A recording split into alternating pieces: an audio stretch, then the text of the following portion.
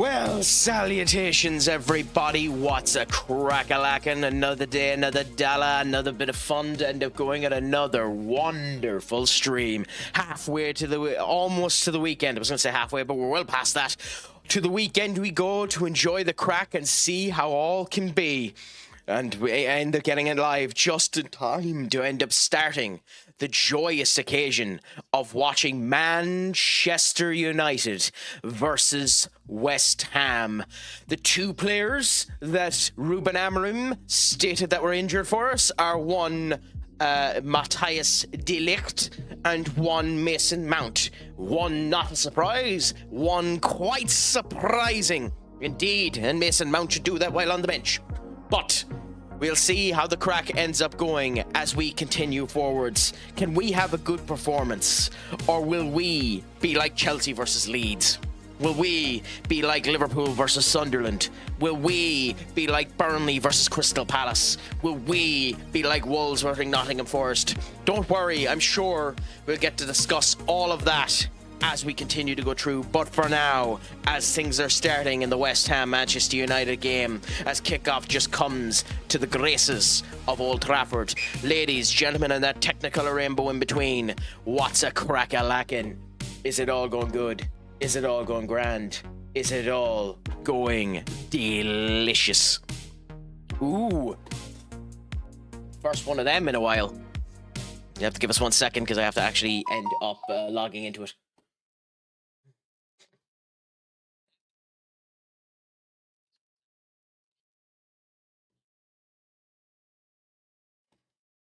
But how are you feeling today, Senior Benny? Unless the text-to-speech ends up stating it. So, we are here. Look at it. Let's see. MLS means Major League Soccer. No, it doesn't. Benicaj played text-to-speech for 5,000 channel points. No, it doesn't. No, it doesn't. Not at all. Not at all. We all know that MLS ends up meaning Miles Lewis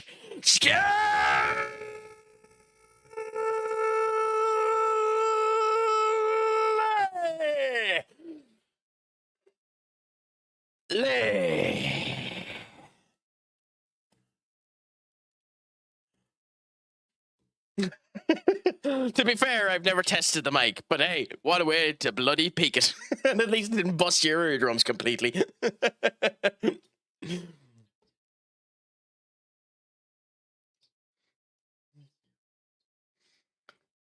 That did bust my lungs, mind you, but that's an entirely different conversation. At least I know I can howler a good yodel should the yodel need to be howled. But all my friends, what is a crack-a-lacking? It is a pleasure to have you in. A fair hello to you, Senior Duck, and for your previous statement of come on United, come on West Ham. Off is the direction you can fuck. And as for Al, the kings, the queens, and the promised land are going a 90 as they end up genuflecting at the awesomeness that is the crack. But what about yourself? Is all going good? Is all going grand? Is it all going saucy? And by the way, Benny, a stiff drink is only a corner away, should you ask for it. Don't ask why I always have a stiff drink literally an arm's way beside me.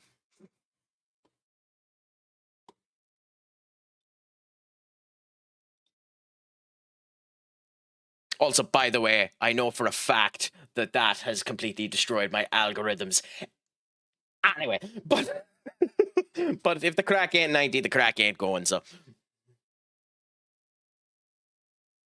Well, it's beautiful for them to be saucy. Of all of the things that have happened tonight as a Manchester United fan, it is interesting that Lenny Oro and Patrick Dogu are the two that have gotten the brunt of the pain there. I wasn't expecting Manu to end up getting game time because I legitimately think, and I've said this on the stream, Manu can't play with Bruno and you're not dropping Bruno because he's the goddamn captain.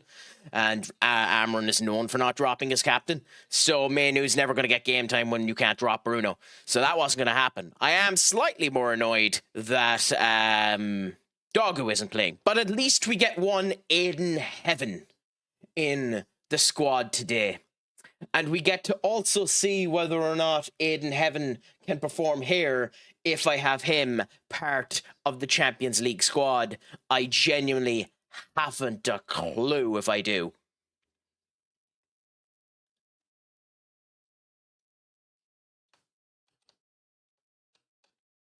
I suppose the other thing I can do, and it's the only bit of brown nosing I shall do at the moment, is here are two links, both YouTube and TikTok, for two shorts I ended up putting out there recently. I might as well be a brown nosing prick. I'm sure not all of you have already noticed it, but there you go. Look at either of them should you decide to. And yes, I'm brown nosing myself, but hey, you know, I have nothing better to be doing. Hey, if Heaven ends up scoring tonight, then I will happily turn around and say he's been met in heaven.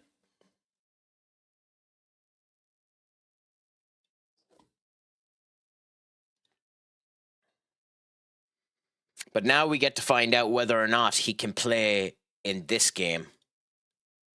Let's look. He can't. Okay, so he can't, unfortunately. So we'll play him in the next Premier League game since he can't play in this one.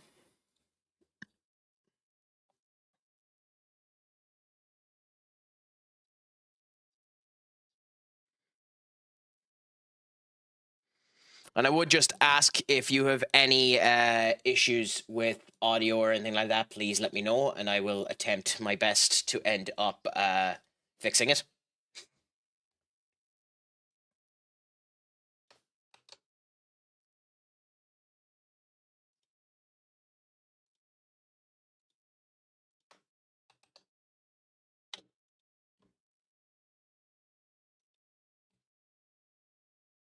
Okay, so Craic, the brown-nosed Irishman, had a cracking day. Of course I did. So the Craic is always sound. That first one is effing brilliant. I know it came out fantastic, didn't it? Hardly the fantastic player there, who I couldn't end up playing today either if I wanted to, because he's not registered for the Champions League. But I love how that first one came out. I've been trying to dabble in more editing for them as well. Obviously, there still needs to be more work done in order to get them correct, but there's something anyways.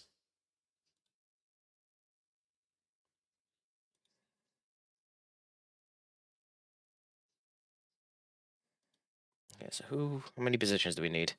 1, 2, 3, 4 needs to be replaced. 5, 6, 7, 8, 9, 10, 11. Okay, so 4 needs to be replaced.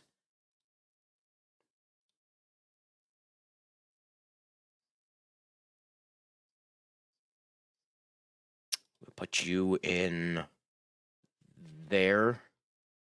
And yeah, so we have the bench sorted out. Now, who are we actually putting on? We're going to actually take... No, we're going to put Shesko on for Camrada, and we're going to put Victor on for Evan Ferguson. Mount will remain there, and Mbeumo will remain there. Rashford there. Thank you so much, Benny, for continuing on with the sub. You are a gent and a scholar.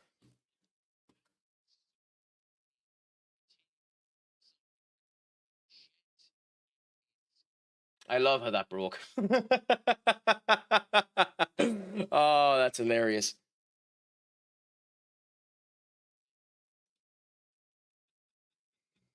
Okay, for now I'll knock that off. Me trying to add something into the goddamn stream and it ends up breaking completely. That's absolutely hilarious. Go on, we'll knock that off for now.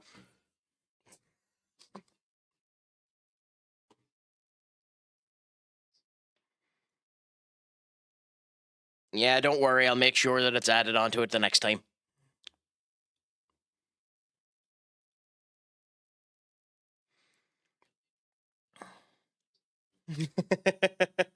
Scaran. What a wonderful word for food. Although I hope Benny, I hope Duck knows the rules. It is officially down there now in the about section of the stream what the rules are. So he better be careful when he ends up coming back. We're going to go with Victor. We're going to go with Shesko. We're going to Mount, Mbeumo, Rashford, Stellar, and Bruno, Euro. And we're going to, if he's available, I don't think he is. Yeah, you're still not fit. Yeah. Willie Kwambala, Ilya Zambrani, and Lemens. Oh, no, well, yeah. No, I would play him, but I don't like playing players that aren't fit yet. So we'll go with Lemens, and we'll go with that team for now. And next time we come around to the Champions League, we'll end up giving the gameplay to Dennis.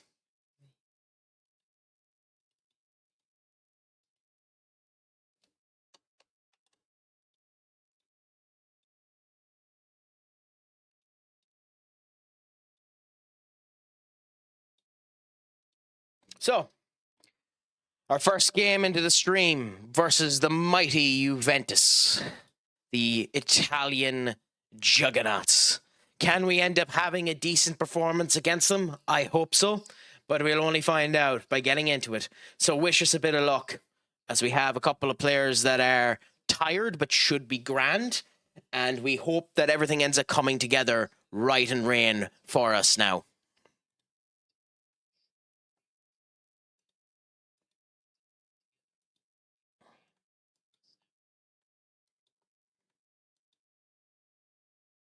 Ooh. 11 minutes in, United have 64% of the possession. The XG seems to be going down to West Ham's point of view at the moment, a 0.12 to a 0.07. But mostly in their half. One throw in and already a yellow card. Aiden Heaven ended up getting it, which is unfortunate, but he hasn't been playing that much, so you kind of suspect it. Double the amount of passes, but we'll see what ends up happening. You can't judge the first 10 minutes of a game anyways. But how will we end up doing now? Lewis Openda actually ended up getting rid of his non-scoring streak earlier on. And one of your favourite players there, Weston McKennie, on the bench there, Senior Benny. But we'll see how all ends up going as we go into this. I mean, to be fair to you, without Lucas Paqueta on the pitch, you are actually looking fairly solid. You don't look intimidated at all, although why would you? You're playing against us.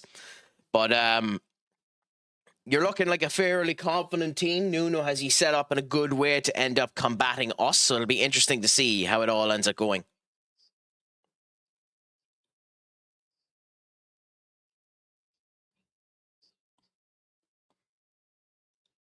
Okay.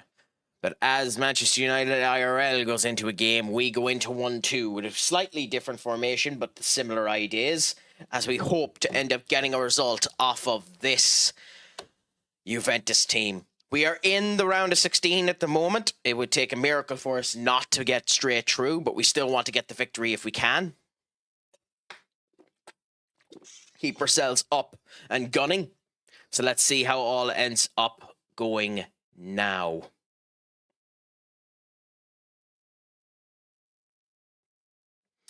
Starting off with fairly good possession play. 5 minutes in, not a shot taken, which is unfortunate to end up seeing. Ooh, Bruno taking a free kick. Can he do a worldie?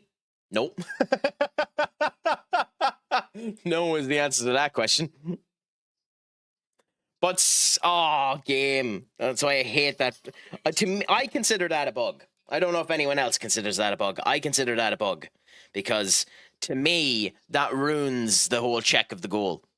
Oh, I love how the referee has his pack isn't working, so they have to stop the game for his pack. Oh.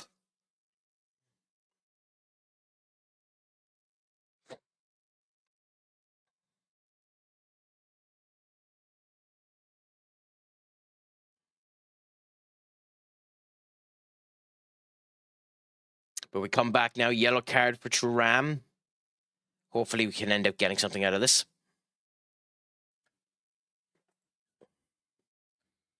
This could be a goal for them. No, but Sesko has the ball. What's everyone's opinions on outfield players wearing gloves? I know that some people turn around and say it's a farce and shouldn't end up happening. I've never really had an opinion on it. I always thought if feck it, whatever ends up making you play good, if you have warm hands, who cares? But it is an interesting conversation that some people end up having.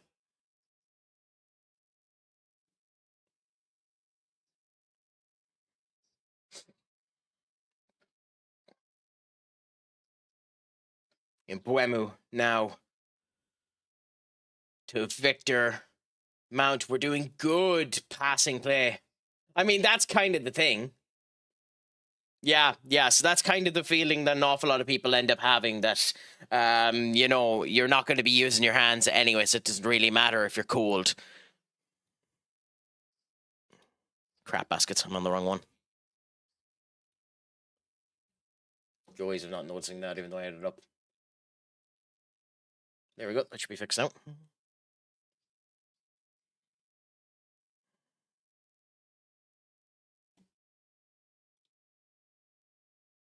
Okay, Coolaboola. Juventus have 23 minutes in, and there have only been 2 shots in this game. But they don't wear coats. Yes, true. But to be fair, you're also running around like a headless chicken. So your actual base body does generate heat, whereas your hands wouldn't be because you're not really using them. Like, I think every player on the pitch for us in this game has gloves on. Also, by the way, we've had 2 disallowed goals in this. How had we 0 shots? Ooh, why? What's happening at 11, Senior Benny? Is it anything good? Is it anything that I'll end up liking? I hope it's a bit of crack, my friend. Humans who require clothing to survive harsh conditions wear clothing to help them survive in harsh conditions. If I didn't know any better, Benny, I'd say you were being a smart arse.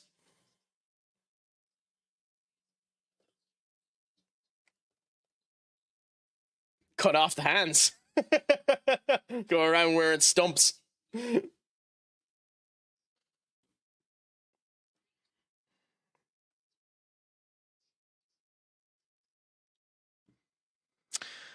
But hey, our first shot on target and it's going well. I mean, you're not wrong. But to be fair, West Ham aren't playing great either. My big thing when it comes down to the way we're playing, Matty, is why is, like, we're effectively playing Stoke ball with our long diagonal throws. I don't really get why we're doing it. But hey, if it works for us, it works for us. At the end of the day, we're still not playing with a proper striker, so he's changing his formation for that. We don't have De Ligt there, so he's probably not as confident in his defence. And we're playing against a low block, which is a matter of play that we don't know how to play against. Yeah, but we don't know how. We can't play against low blocks. It is one of our many weaknesses. So, you know, at the end of the day, we'll see what ends up happening. And also, for the last couple of games, we have been bonkersly slow starters. So let's hope that we just get better. Is basically all I can end up saying there. But you're not wrong. We do appear to be shite. As a Hammers fan, I agree. We definitely be taking the game to United.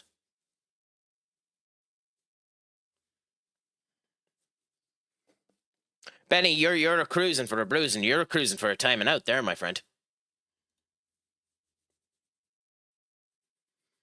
But, like, yeah.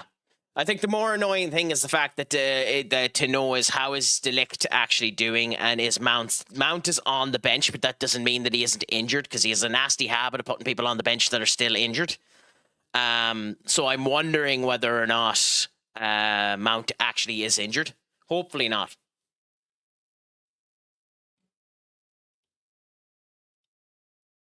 Do you want to know why I didn't do that, Benny? Do you want to know why I didn't do that? Because I didn't know you did that.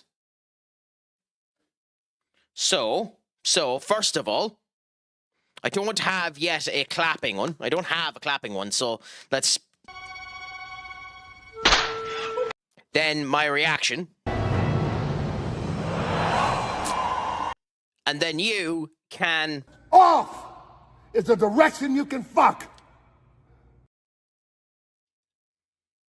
Which means...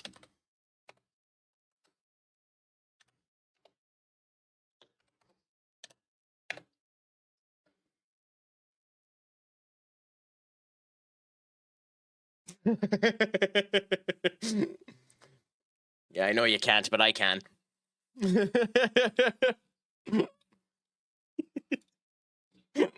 Abusing your powers as a moderator.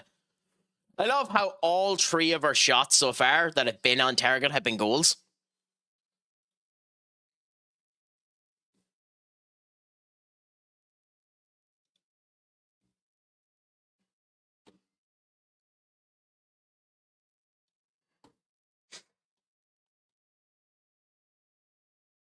Is De Ligt injured? Why hasn't he started? Yeah, De Ligt is currently out with a knock. He is injured. That's the reason why he's not on the bench. That's the reason why he hasn't started, Matty.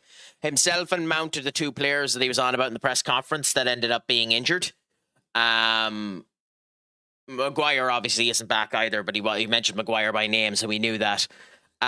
He did say on Sky before the game went live that De Ligt is meant to be back for the weekend, which makes no sense to me if he's not playing today. But hey, you just might want to be giving him the rest to make sure that everything is grand. Also, by the way, we're destroying Juventus. But yes, unfortunately, it is De Ligt that has the injury, and he's the one we have to be slightly concerned with.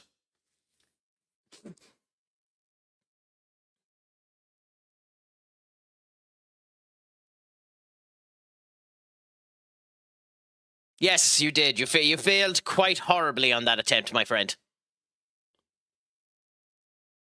You'll have to work harder on that one.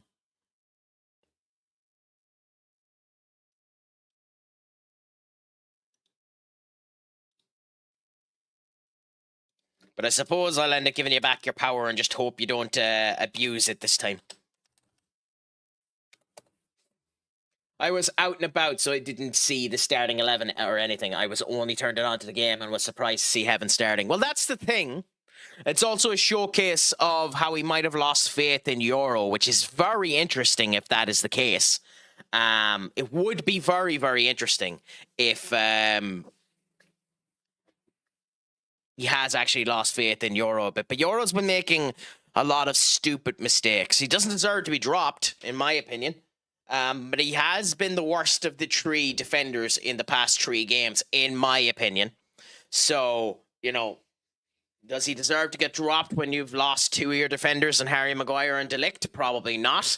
But hey, I'm just happy to see Heaven in. Because I genuinely think there's a good defender in Heaven.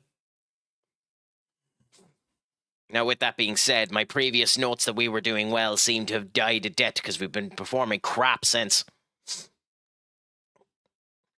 West Ham have had 3 corners, 2.3 XG, we're to our 0.06, 4 shots, 3 of them inside of the box. We're not particularly defensive. We've allowed them to come back up in passing terms, so we're just not performing good.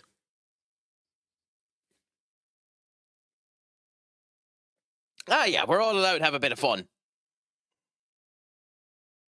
Don't worry, you'll be warned if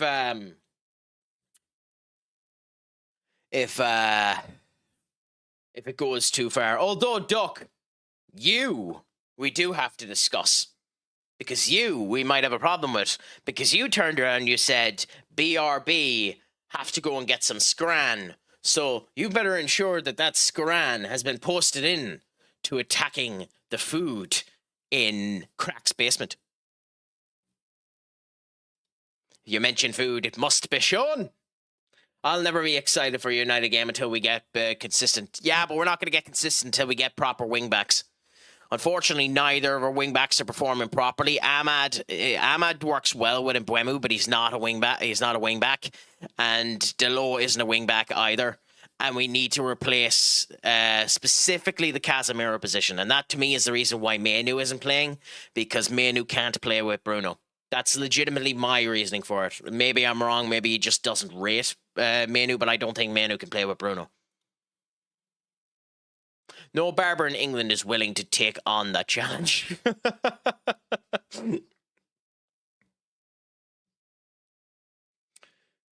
I mean, that's a very, very funny statement, Matty, considering he's playing on the fucking left. So he might be the best right back in the world, but he's currently playing as a left wing back. So, like,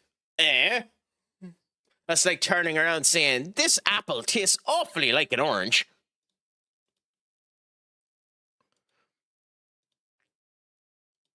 Or this Irishman is currently an Englishman. Both could end up getting you horribly maimed.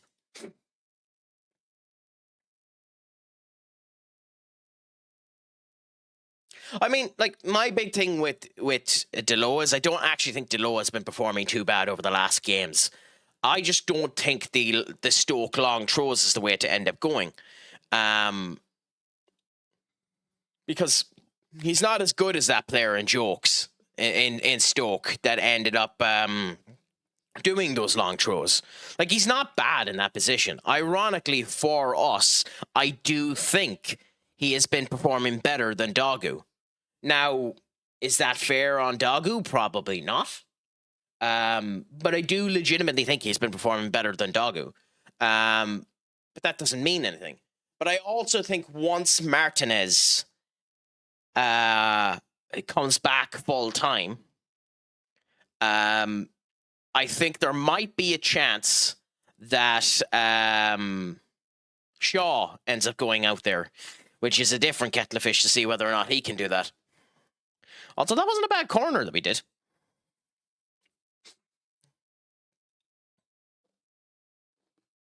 I'm a bit behind on the stream that I'm watching, so.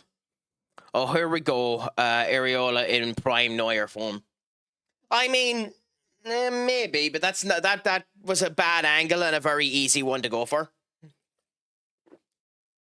No, Maddie, as we've discussed before, when it comes down to that, please comment on what you see.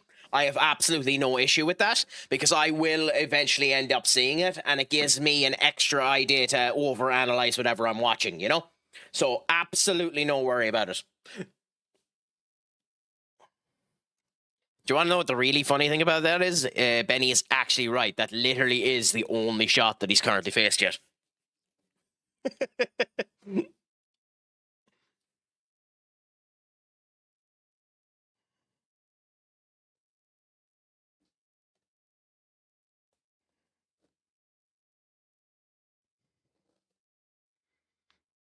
Make a cool breeze. Be a cool brother. Come on, make it go sound, make it go fine, make it go saucy, my friend. There's no point being worried. We can all end up going with the breeze and being all way long.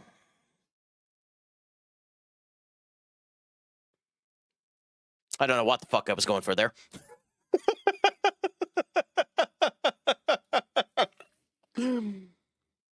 I think I've managed to cringe myself on that one.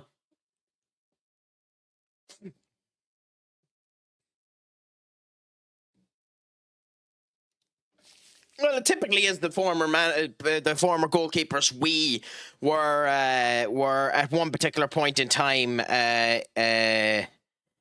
linked with. Which, to be fair, we're linked with almost every player ever to play the fucking game. So that's why most goalkeepers end up performing good against us. But it is quite funny.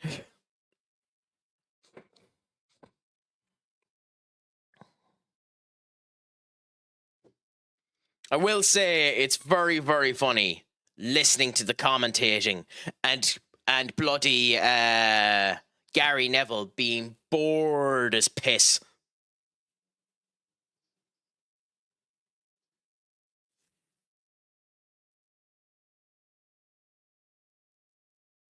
Oh crap, I accidentally gave a promise that I didn't want to do.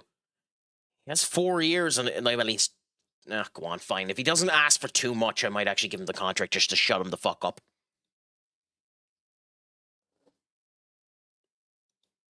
I do need to get a centre defensive midfielder. So if you have any good options for centre defensive midfield that won't cost a complete arm and a leg, that are below the age of 24, give us a suggestion.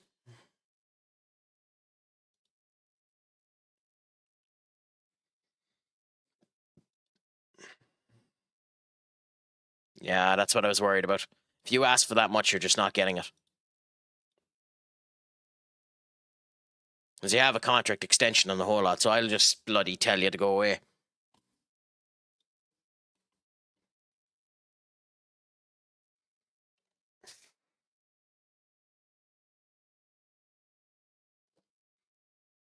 I mean, I think we're getting into the game a wee bit more.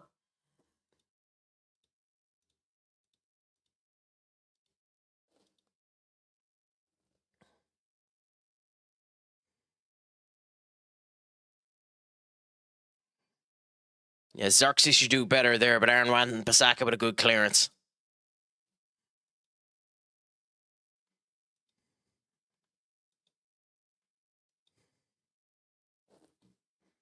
240. Yeah, you're not getting away. Well, if you want 240, this is blood. Non-negotiable. There you go. There's your contract. Non-negotiable. Yep, you can piss off. I gave you your contract. Sack your man. Sack your agent if you want to. You're not getting more than that.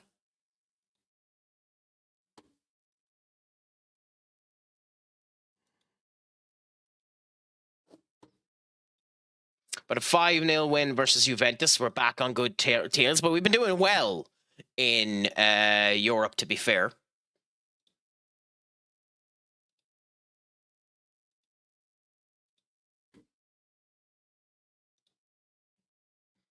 Like, Pickford had a great game against us. Then Everton's next game, Pickford saves the ball into his own net. It's unreal. I mean, there is a bit of that, but to be fair, I don't think Pickford had a great game against us. I think we just shot directly at Pickford. He had 1 or 2 really, really good saves, which is fair. But, like, he had 25 shots on him, and most of them, we just shot them directly at him. So, you know, maybe that's me being too harsh. But I genuinely don't think Pickford had that good of a game against us. I think we were just fools when it came down to the way Pickford was.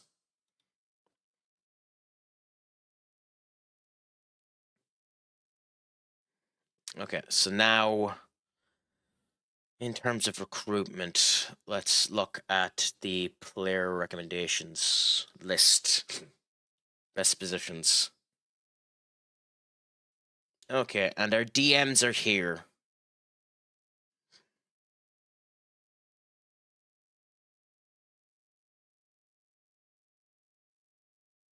Interesting. Humland is one of the ones I recommend. Victor for us. 85 million. Well,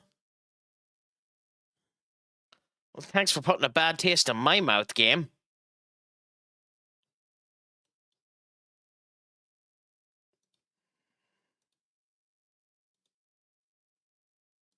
Yeah, they'll want the release clause, and he wants too much money. I mean, he would be, but bloody hell. I mean, Casemiro's walking out the door, and we're going to end up getting the money still, but, like...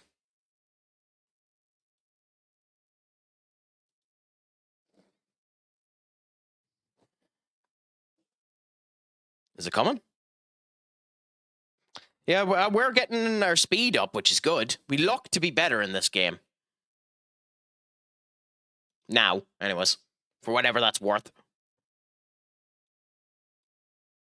Pirates of the Mediterranean.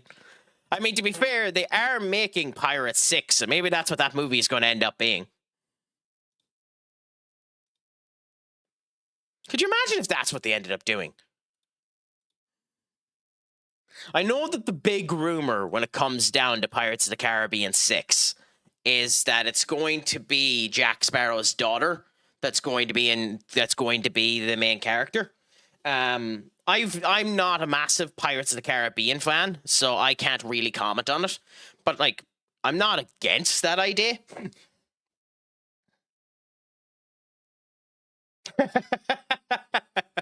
No, let's be fair. The stunt double can be Scott McTominay.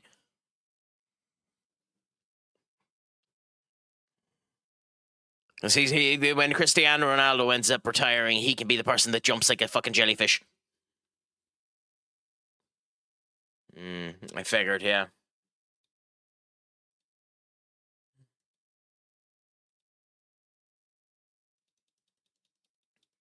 They're not going to give me the extra funds to buy him outright. And would I even want to buy him outright? Do Porto have any other good players while we're looking at it?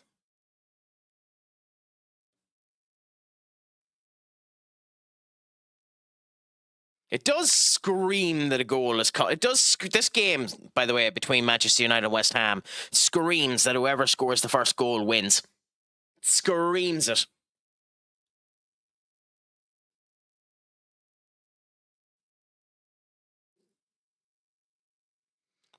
Chouar.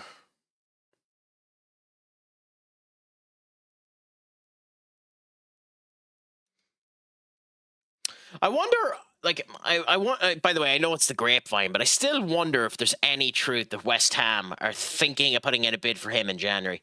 There's no way they're getting him, but it would be very funny if they tried.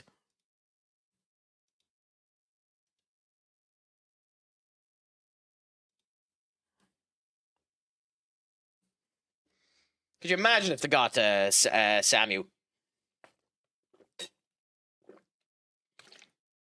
Ooh, we have Spurs in the Champions League. Interesting. God, Deloy, you can try and get the fucking ball. So what are you thinking so far now that we're 35 minutes into the game, Maddie? I don't think it's as bad as it was. Spider won. British press is bad, and then there's British press transfer rumors. That's even worse. Transfer rumors in general are just bad, Benny.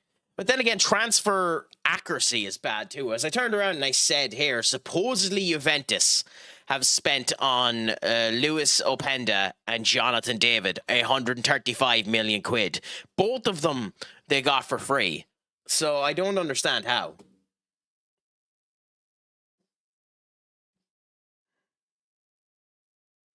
So, like, you know.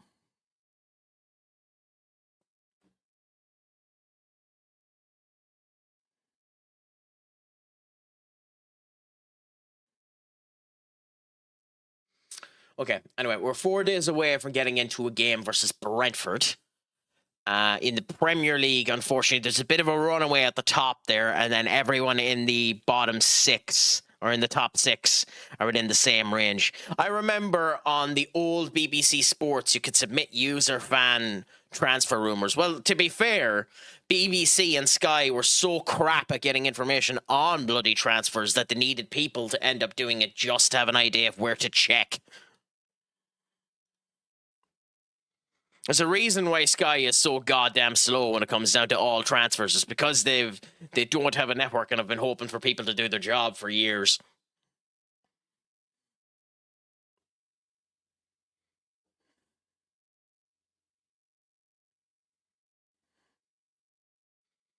The best one I saw was City are trying to buy the wind for their assist to...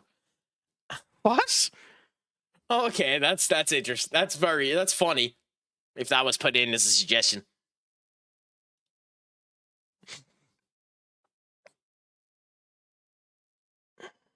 Wait, what?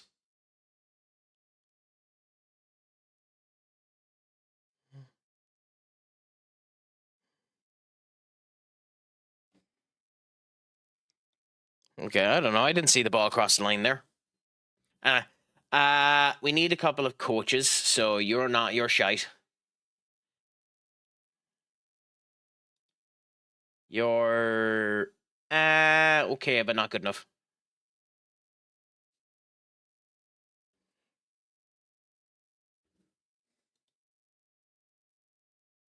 Outstanding technical, good determination. Technical isn't enough to bring someone in for, so we'll consider him, but not yet. So Diego Pereira could be one. Alandria, not a bit, do you get away from me?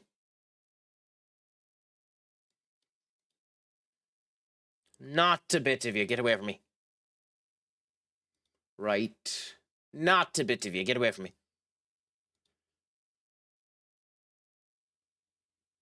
God, some of these have been bloody atrocious.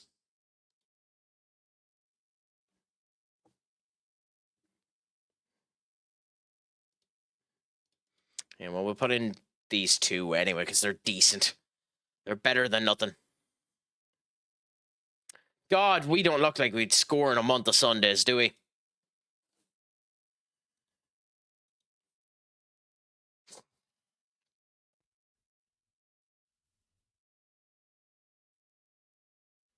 Well, I wonder what voice you're after getting, Duck. Oh my god. Oh, I don't look forward to hearing this one.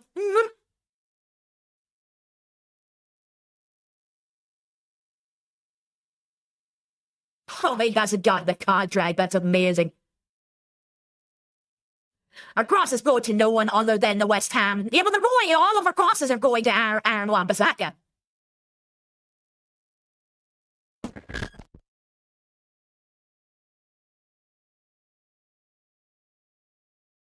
Who to be fair is what's fair over this. Oh, Christ.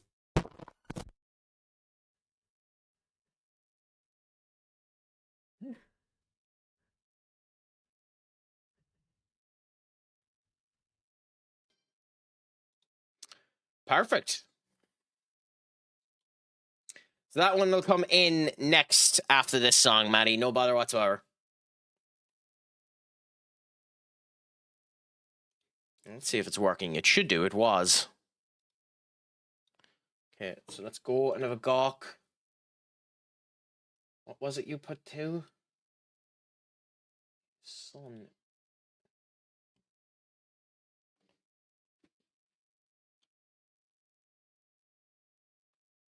Oh, okay. So I know what happened there. Okay, give us 1 second.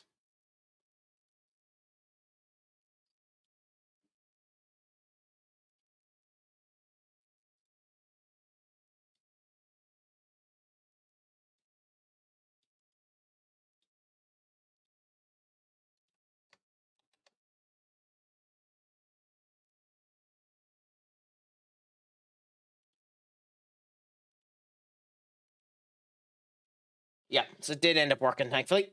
Happy out. So we'll get to see what that's like next, my friend. Should be a bit of crack, hopefully.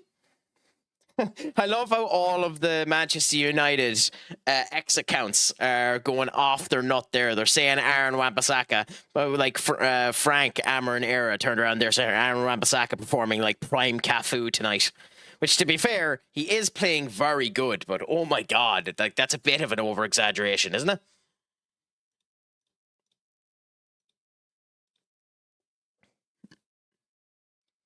Do we have any players we can sell for 10 million that we could pay his release clause?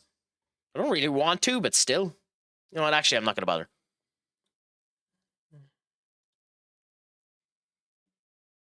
I'll consider it if someone else ends up going in for him. I've always liked Aaron Wan-Bissaka. If it were me, I wouldn't have sold him. Look, at the end of the day, Aaron Wan-Bissaka is an extremely good defensive right back. Extremely good defensive right back. With the way we want to play and have been wanting to play, he wouldn't be our cup of tea. He wouldn't do well on the Ruben Amorim team the way that Ruben Amorim wants us to set up. So he like with Ruben Amorim, Aaron Wan-Bissaka would never get playing unless he was playing like Luke Shaw in the actual defense. And I don't know if that's an option you actually want. So I don't know. I both agree with you and disagree with you in a way. If you get my reasoning why, it's a hard one.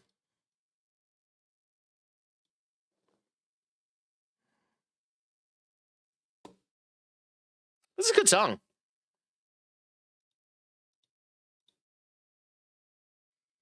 Okay, who do we need to get rid of? I don't even need to look at the other ones. Well, I will just in case. Very good. Very good.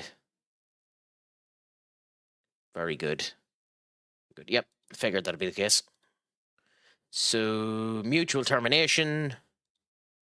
Up to episode 11 of Tanya the Evil. Just remember, there is a movie as well for that series, Senior Duck. But how are you finding it so far? And do you agree with me that Tanya is one of the best characters written in a long, long time? I love Tanya from Tanya the Evil. I genuinely do.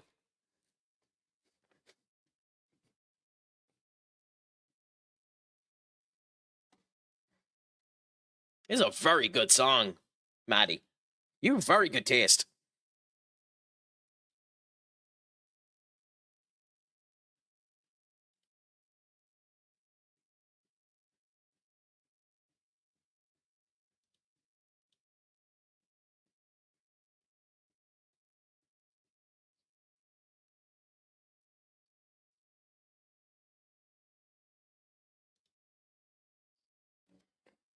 Ooh, give me a second now.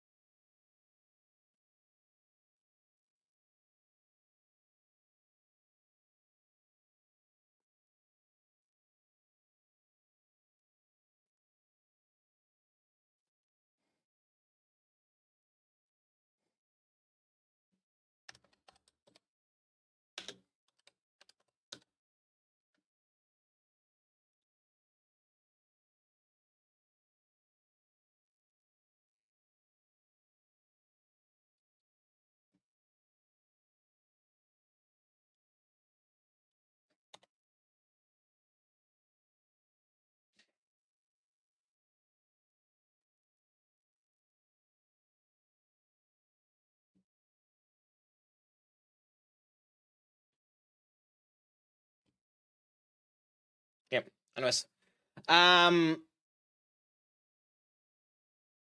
can't keep saying for the fatherland out loud. Yeah, love what they're doing. Oh, but both the starting music and the end music of that series is unbelievable. Like that starting song for the saga of Tanya the Evil is bloody unbelievable.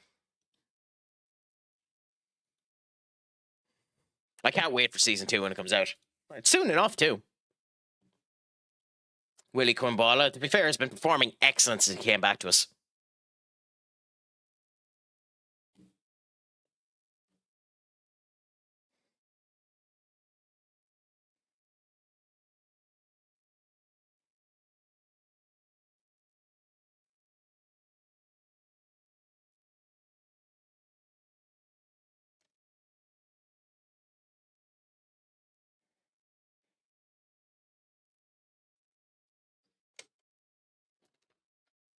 Okay, yeah, but it's annoying that we're getting halftime and nothing has really happened in this game. It's been a bit of a flatlining game. Still 65% possession, and our XG has increased quite a good bit, but it's just not a good performance by United. We need to come out of the gates guns a-blazing in the second half.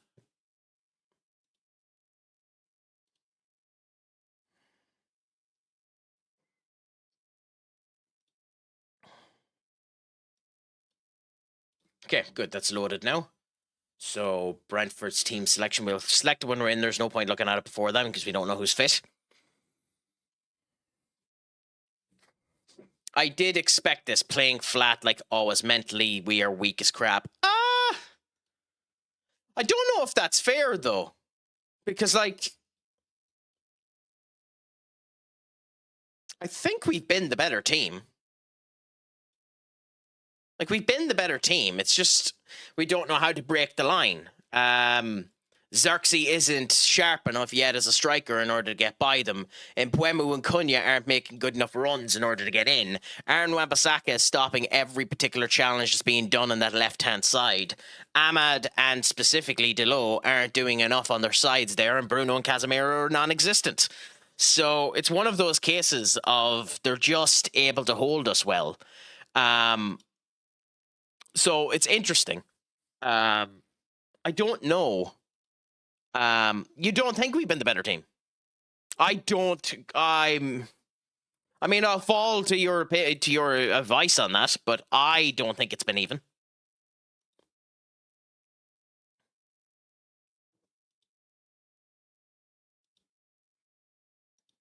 But hey, we'll see anyways.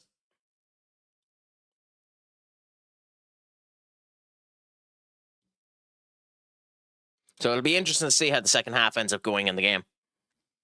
But I think the best way to put it is we've just been toothless. Yeah. But other opinions are nice. By the way, I wish I had a sponsorship for this. Other opinions are hairy, and then others have been done by the fabulous people of Manscaped. Imagine if I had a bloody sponsorship with Manscaped. That'd be the perfect fucking transition. Longer men, you don't score. What? Yeah, well, yeah, you're right about that. But we'll see what ends up happening in the second half, because we were coming into it towards the end of that half.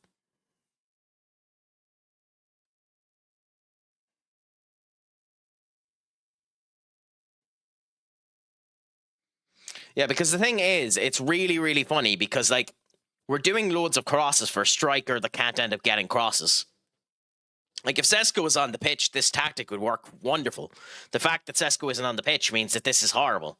So, I don't know. It's just ironic he doesn't play this character when the actual bloody person you want to end up receiving this tactic is on the pitch, you know?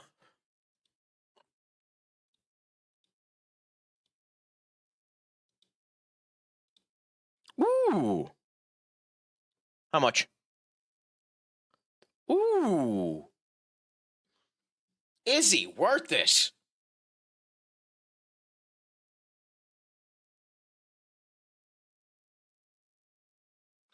Well, how's its stats in comparison to the rest of its squad?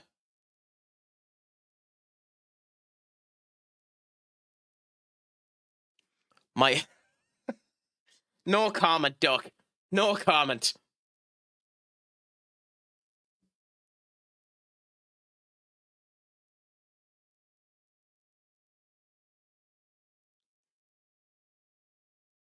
Oh, I was getting... Yeah, he does seem it. I don't know, like, he's had 26 games, 5 goals, 2 assists. I thought I could end up seeing all of the team's stats. Like, he's performed okay in the championship, but that's the championship.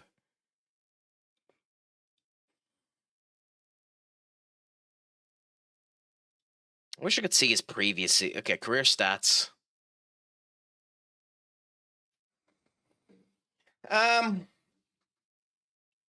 Yeah, he does seem it. He probably isn't worth it for the 39 million. You're probably right.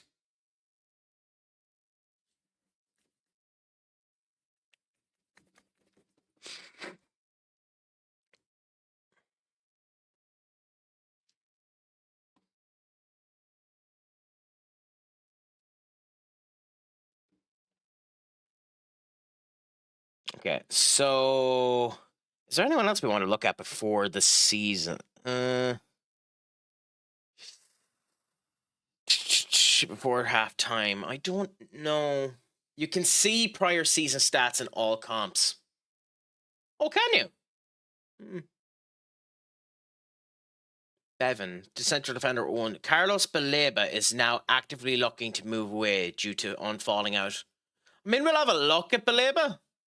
I kind of want to avoid Baleba because I think he's overhyped in this game. IRL is a different conversation, but I think in this game... Ooh. Who's that?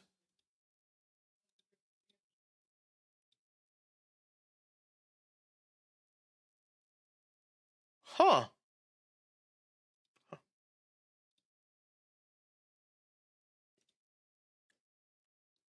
Interesting. I didn't really check to see who was out of contract.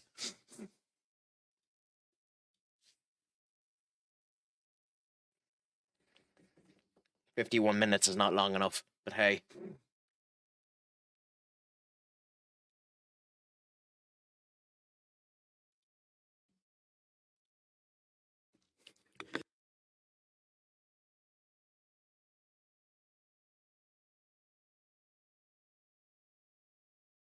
Sorry, excuse me about that. Thankfully, I managed to catch it beforehand. Okay, contract 6 months expiring. Let's see who's available.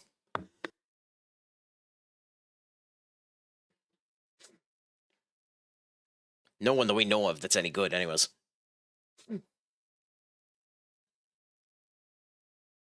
They're tiring. Okay, fine. They're probably all gone if they were anyways good.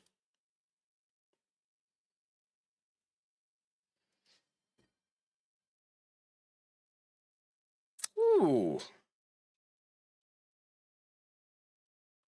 Interesting. Okay, let's see how that ends up coming out, my friend.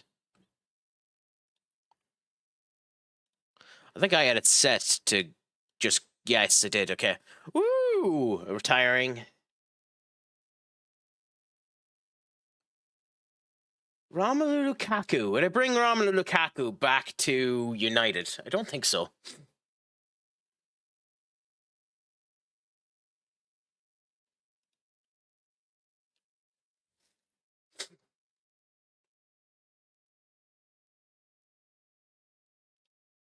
There doesn't appear to be anyone actually worth it, unfortunately.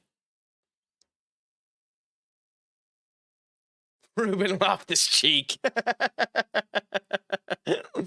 Oh, that's funny.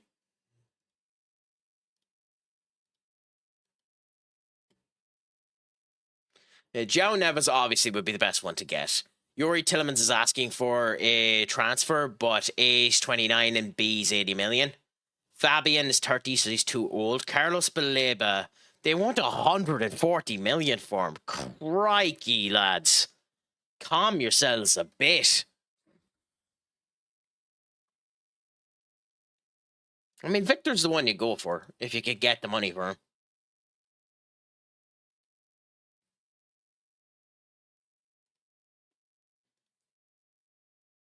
Do we want him, though? So you go career stats here. So you were saying go to season to see all their season stats. So you go season stats here. That's all of their previous seasons. What were you saying? Click on season. You can see prior season in all comps. Can you? Because I don't see it.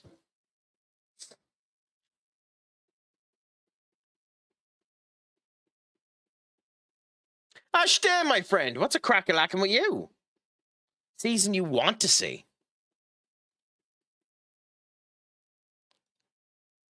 Oh, so it's just... Oh, okay. Adoy.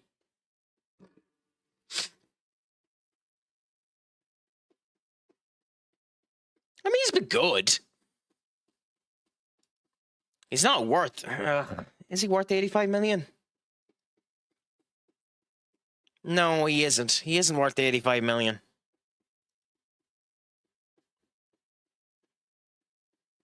Which expires on the What?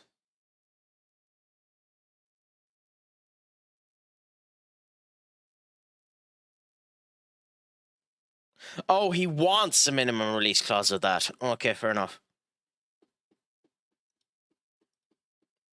Whatever. Anyway, we'll ignore him for now. But Ash day, my friend, what's a crack-a-lacking? Is it all going good? Is it all going grand? Is it all going scrumptious, my friend? I hope life is treating you good.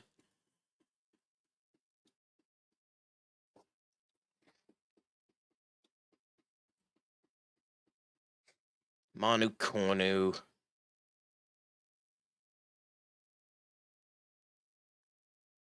$86 million. God, the price of centre defensive midfielders is bonkers.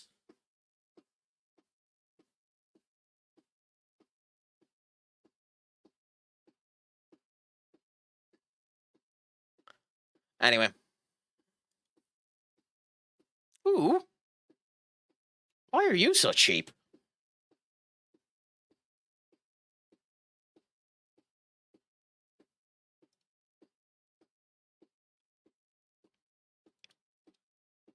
I mean, you kinda... Let's see how much he is. Oof. Not a chance you're getting that much money, my friend.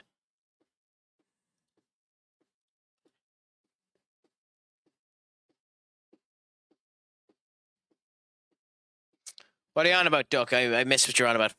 I'm not doing too bad, my friend. Just kept going. Keeping an eye on the Manchester United West Ham game, which has been slightly disappointing. And just playing a bit of FM, taking a Connie, enjoying the crack. We're currently in the tail end of the transfer window, so we're just contemplating on potential offers on what to end up doing. So, you know, just thinking about stuff at the moment. But what about yourself? How is life treating you, my friend? Is it all going good? Have you anything exciting planned for... Oh, my God.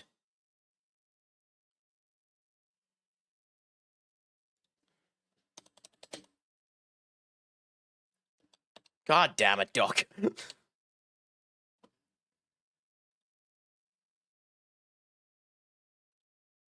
Could you have went more anime with this than this song?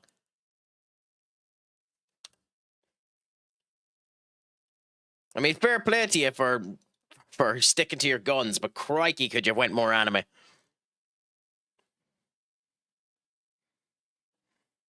Ooh, Lenny Oro's coming on.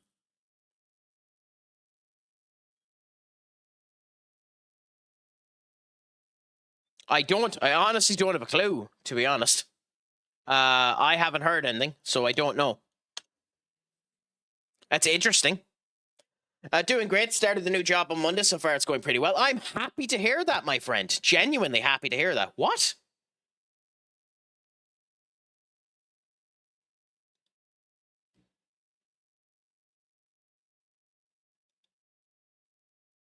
Are all of RB Leipzig's players cheap?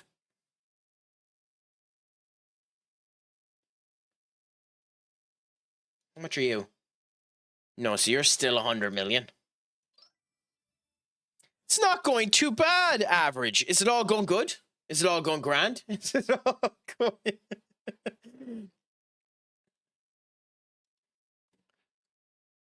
Victor Boniface from Bayern Leverkusen. Duck has just decided to destroy all of our ears by putting on the most nonsensical nonsense in the world. Happy out, my friend. Sure, that's what you want to end up happening. Just relax, just chill, just go with the vibes, enjoy life, and enjoy the cruise.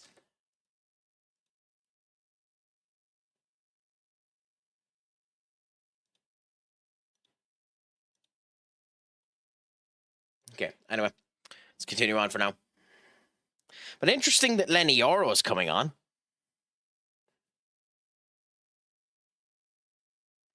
So that'll be interesting. If he is, actually. He's training at the moment at halftime in order to potentially come on. I wonder who he'd be dropping for Lenny Yoro. Fun fact, this is my I've said this before, Senior Duck, but just for you, I'll say it again. I don't end up paying for the therapy you end up getting for being on my channel. And obviously you need some therapy, my friend.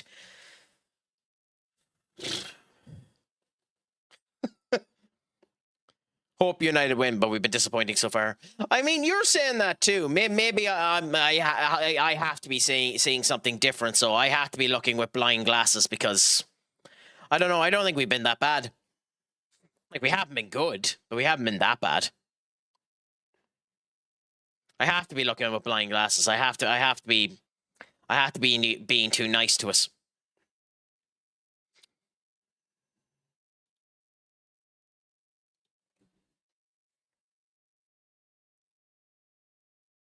God damn it, there's another 30 seconds in this fucking song.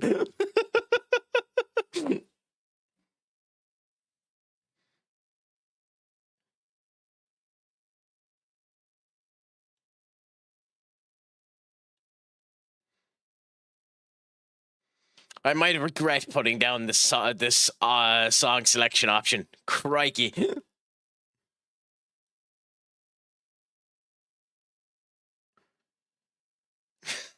I forgot how annoying this song is. But hey, it's done now, thankfully.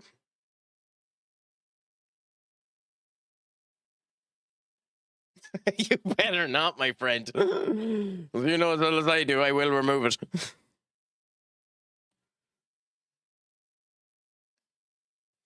It's not going too bad. We played one game today so far since we've been live. We played against Juventus. And in that game, we ended up winning 5-0. In general, we're doing okay. We are fourth in the league with 42 points. Currently, Liverpool are first with 52. So there's a bit of a gap in between us. Unfortunately, the title is probably out of range for us. However, top four certainly isn't.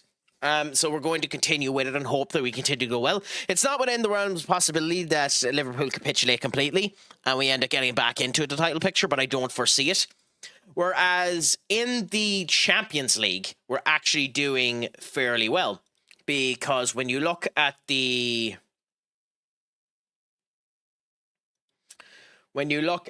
Champions League at the moment, we are top with an automatic qualification spot already garnered, and we're facing Tottenham Hotspurs next. So we have a chance to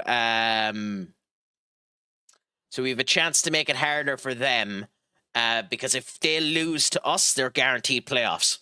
So we'll see how that ends up going. But in general, the save is going fairly good. We haven't signed anyone in January, and it doesn't look like we're going to sign anyone in January. But we're enjoying the crack for how it is at the moment. I would ask, how did your stream end up going after I got to pop in earlier on today, my friend? I hope it was a good bit of crack. I hope you were able to enjoy it and that all of it ended up going well. Average.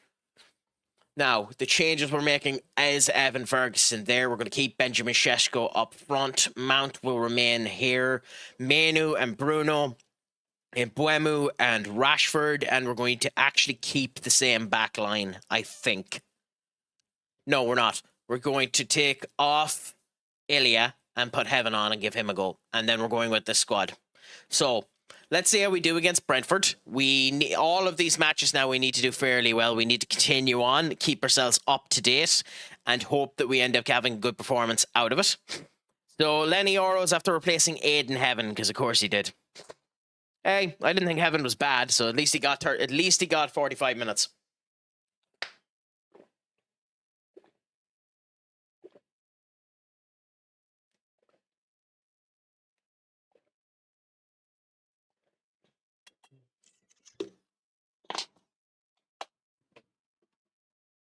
Ruben almost got cleaned out of it there by Callum Wilson, I think. Was expecting a bit more from them, to be honest. At least 1-0 up, to be frank. I mean, that's not a bad expectation to have, Ashday. I wasn't, because we're bad with low blocks and we don't have Benjamin Shesko, which is funny because all we're doing is bloody crosses into the box. We're not actually directing the ball in through the middle of the pitch at all, which is stupid considering the team we've on the pitch. But hey, what can you really do? So, in the last 16 of the UCL and top of the Premier League, 3 points ahead of City, so going well, and still in the FA Cup, so the treble challenge is still on. Congratulations, Average. Do you know how long you have to do the challenge? Like, I know you ended up stretching the budget quite a bit, and if you go too long, you could end up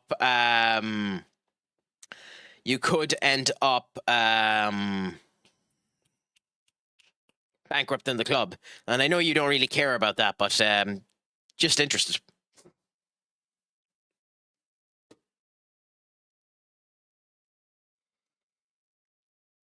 Hopefully in all of this discussion, just out of the blue, United end up scoring. It'd be beautiful if we did. But like literally just crossing from one side of the pitch to the other and completely avoiding the center of the pitch is a fool's errand. I think Ruben might have figured out that his midfield is just fucked no matter who he puts into it, so he's not using it. Which would be funny if that was the case. Anyways, this is the team we're going to go with for our game versus Brentford. Let's see if we can perform better than United IRL is, which wouldn't be hard, to be fair. But we'll see how we end up doing. Into the fray we go now versus a very game Brentford.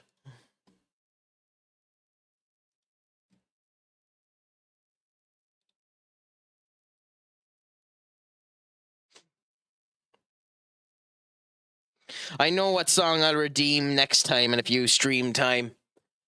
I'm guessing you've used up all of your channel points, have you, Duck?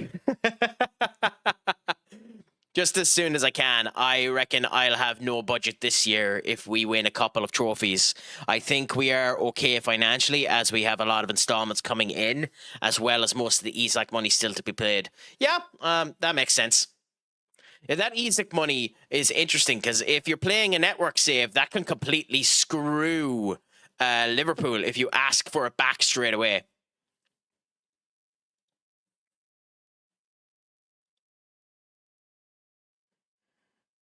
I mean, it's there to be used. Just try and pepper in some actually good songs.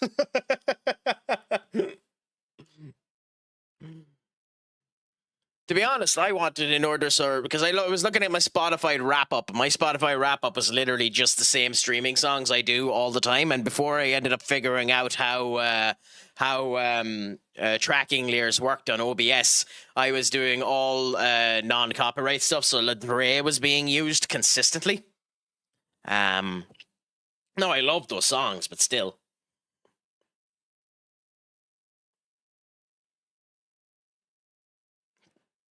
Haven't been able to get a clause for the Isaac money yet, but soon as I can, I'll be activating it. Interesting.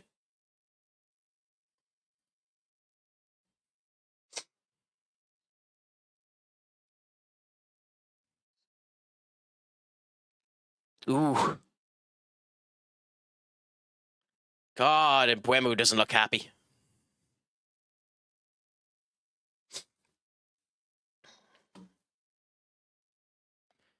At the moment, this game is screaming a draw, which is annoying as hell. Anyway, Christophe Aguirre is still there. Van de Berg is still there. Ethan Pinnock isn't a bad old signing. Michael Canode is actually a very good signing to end up having. He's still worth 80 million quid. And Jordan Henderson, even at the age that he is still a phenomenally good midfielder. Aaron Hickey is very, very good, but isn't worth going for the purchase. Thiago is fantastic. And if Kevin Kincaid is built properly, he's an unbelievable player. I'm kind of surprised they're not playing Nathan Collins. Nathan Collins is actually surprisingly good and has the potential to become very good as well. No Bother Average, thank you so much for coming in and saying hello. It was a pleasure talking to you, my friend. Make sure your crack is 90. Shalom Gafool, I have been Stupid Sexy Crack, and as always, Pogue Mahone, my friend. Have a fantastic night. It won't be until next week when I'm live next, my friend, but hopefully we can chat then next time that I'm live, or if I'm lucky enough to catch one of your streams.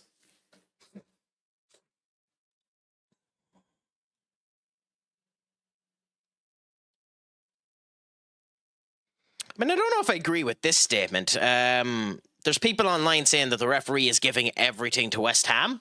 I mean, maybe that's true. Up, my friend. What is a crack-a-lackin'? It is a pleasure to have you in, the beautiful natured individual of excellence as you are. What is a crack-a-lackin'?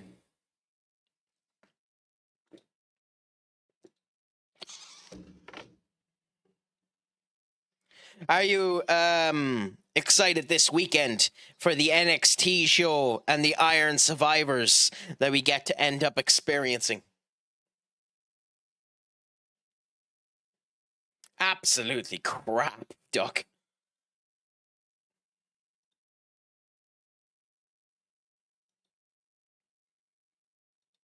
In the sky where you belong with the angels up.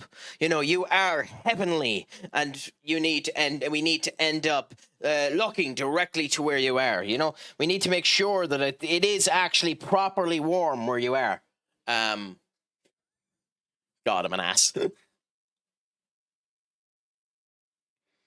Anyway, in we go to this game now. Euro Heaven, Willie Kwambwala, Manu, Bruno, Rashford, and Mbeumo with Mount, Evan Ferguson, and Benjamin Shesko. I actually don't have a clue what he's on about up either.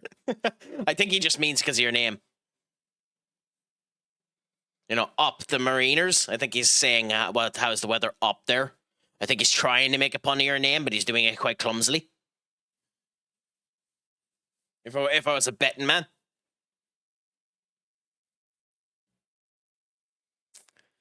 Okay, can we get a goal out of this straight away? Can we play with a bit of figure that United IRL isn't doing?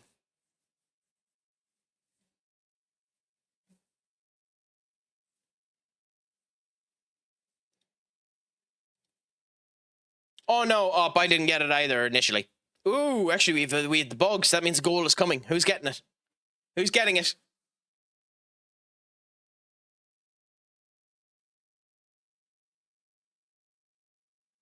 Oh, it's offside. I haven't seen the bug happen with an offside goal before, so that's interesting.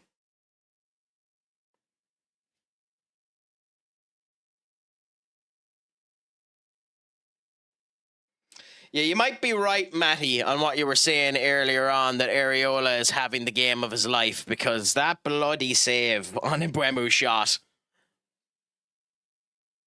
Aaron Wan-Bissaka and Areola are playing this game like they bloody want nothing but it.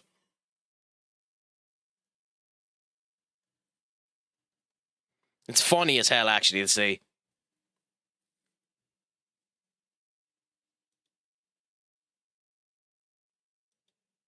Doc, the fuck is this?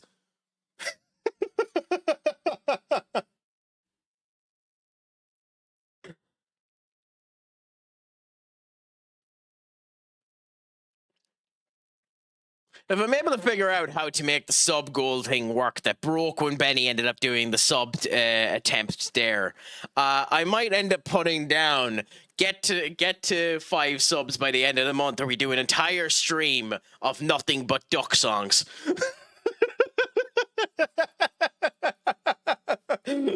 which is both torturous for me and everyone else. Also, how does that not count as an own goal?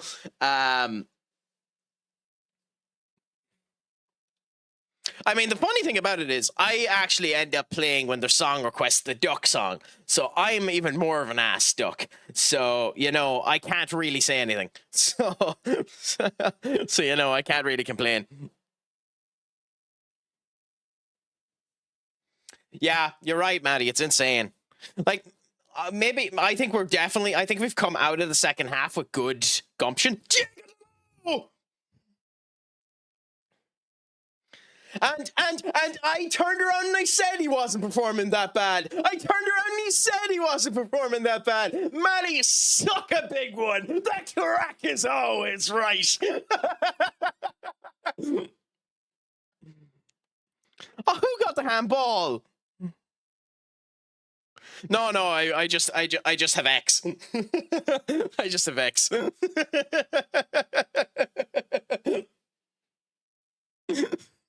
I'm not in front of you at all. I'm actually about 2 minutes behind you, for completely legitimate reasons.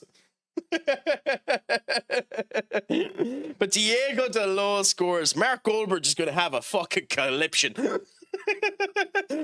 Mark Goldberg just been on Amaranth's ass for playing Dalot, so Mark Goldberg is going to have a fucking conniption.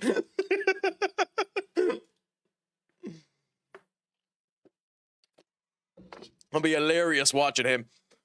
To be fair, he's going to have to apologise for statements about Dalot. I don't think Dalot has been as bad as everyone's been saying either. I genuinely haven't, but it's beautiful. I think that, unfortunately, I think that's the goal that kills the game, Benny. I think with that goal, there's a very good chance we go and we score another 2 or 3.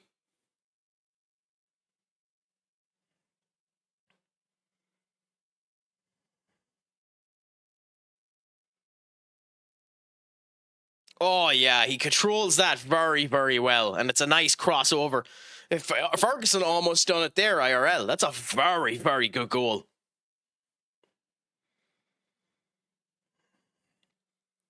See, my thing is, I really like Dalot. I just think he's better on the right.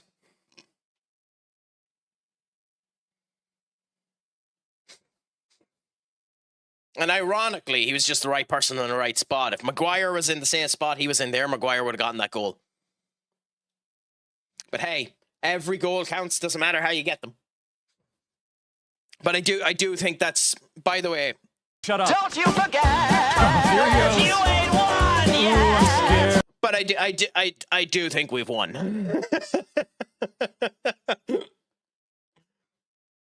I mean, that's, to be honest, I probably agree with you, Maddie. I think he could be a very good impact sub. I also don't think he's a wingback, but at the end of the day, I don't think he's been as bad as people have said. As I say, I think Amaran has been very, very hard on Patrick Dogu, because Patrick Dogu in the same spot could do exactly the same thing. Also, what the hell happened to Bruno there? You know, it's one of those easy situations, but I'm not going to take away a good performance on the man. I just don't think he's performed bad in the last 3 games. Like, I don't have a problem with Lenny Oro being dropped, because Lenny Oro hasn't been at the quality that he should be at for the quality that he has, which is why I didn't mind seeing Aiden Heaven. No, I don't think Aiden Heaven should have been taken off either at halftime. I don't think that was fair on Aiden Heaven. But hey, at the end of the day, yeah. Yeah, I think Dogu isn't as bad as Amaran is giving out and others are saying. You see, I think, I mean, for me or for IRL, Duck, because both could be true. I mean, I think the Amaran criticism on Dogu is bad English. I think the Amaran criticism on I always thought he'd... God, Mark Goldberg is a smart arse. I always thought he's good. Give him a lifetime contract. You absolute smart arse. But the thing with Amaran's criticism of Dogu wasn't the fact that Dogu is bad.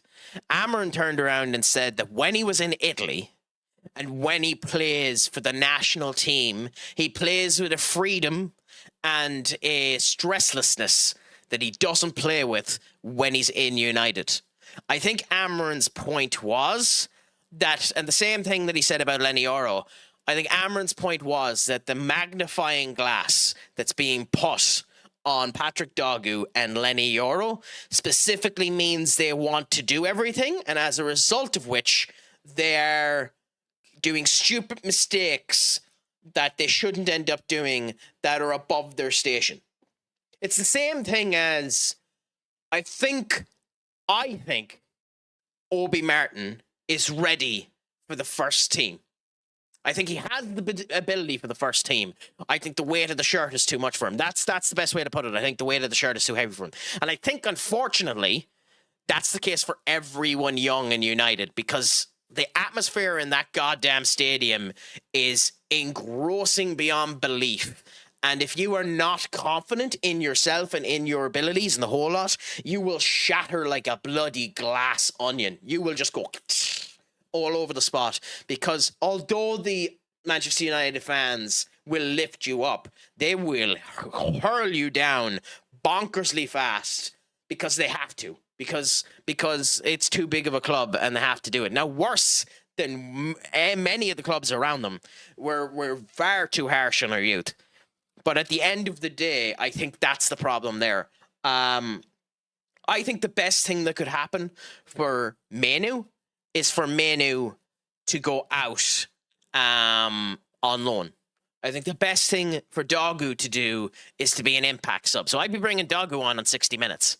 I think Madrid is the worst when it comes to their fans being harsh. Yeah, but Madrid is bonkersly toxic at the moment. I wouldn't be using Madrid as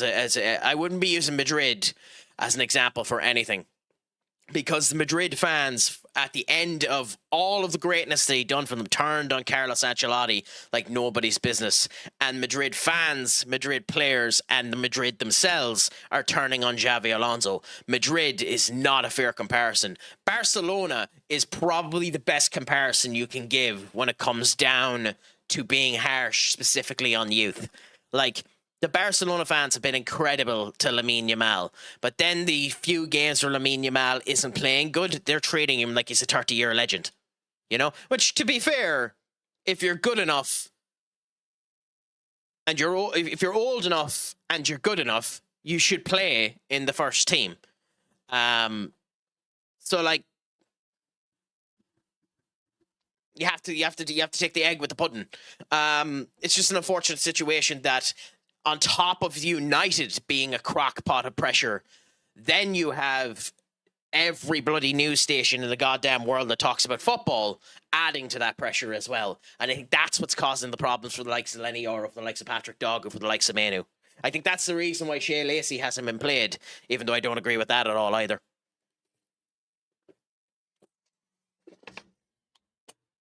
They're going to score. No, what, Brentford, not West Ham. Although West Ham could as well, to be fair.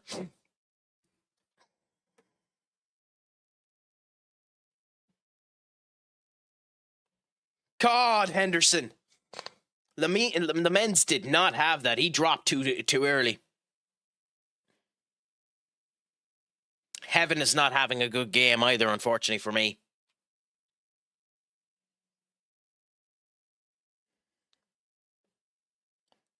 Pincock to Hickey. Evan. Yep, I bloody called it. I knew it was coming.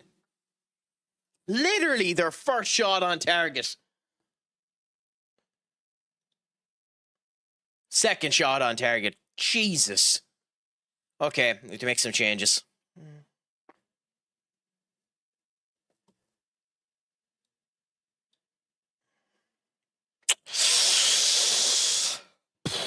I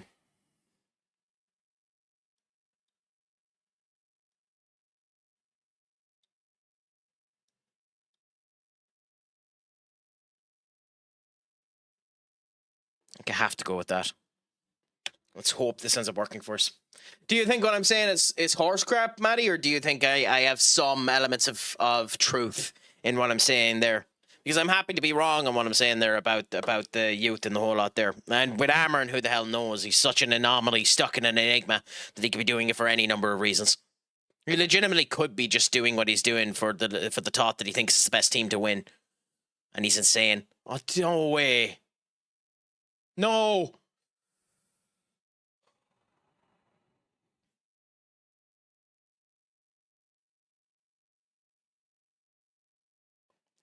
Ugh, we are not performing good enough. Come on, guys. We need more out of you.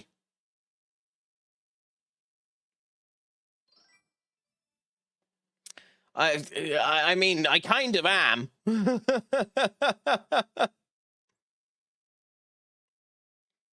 I think you have some element of truth, but I don't think it's just recent with Madrid. I think they've always been harsh on players, even back in the day when Cristiano Ronaldo came. I think there's a different vibe with that one, if I'm honest, because the thing with the Ronaldo situation, by the way, Doggo's coming on, so fantastic. Thank God he's getting some time, and he's coming on for Delo, which is it's interesting that he's taking Delo off now, but it's brilliant that Doggo's getting some time. I think the problem with the Ronaldo situation was Madrid bought Ronaldo in a time when Madrid didn't need Ronaldo, and on top of that, Ronaldo was the first player when it started to happen that the feeling was maybe this player is bigger than the club. And certainly towards the end, it was R7's Madrid instead of Real Madrid. So I think the fans were kind of against the fact of him specifically because of the player that he was. But you're not wrong too, because like they were vicious bastards to Gareth Bale, and they were vicious bastards to bloody Luka Modric.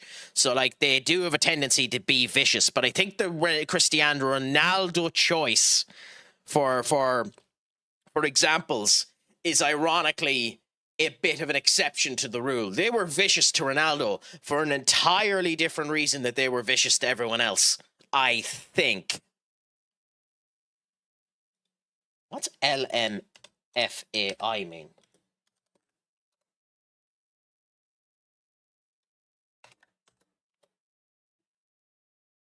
Laughing my frickin' ass off. Wait a minute, what do you mean off? Oh, it's meant to be an O and an I. Okay, I was bloody wondering. Okay. Well, so you can go back over to your other account, Duck. Oh, what a horrible defensive mistake by Brentford. Oh, they gifted us a goal.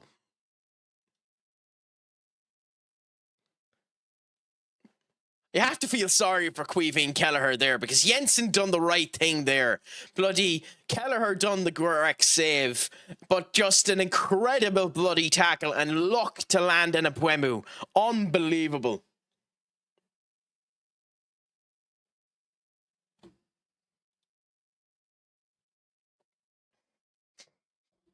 One of the things I will say about this game too is Nuno looks lost. Nuno looks like he's just dead in the water. He looks like there's nothing he can do.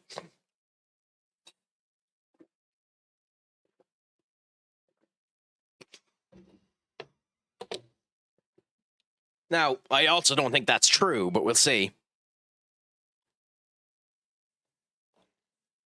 Ooh, this corner could be dangerous.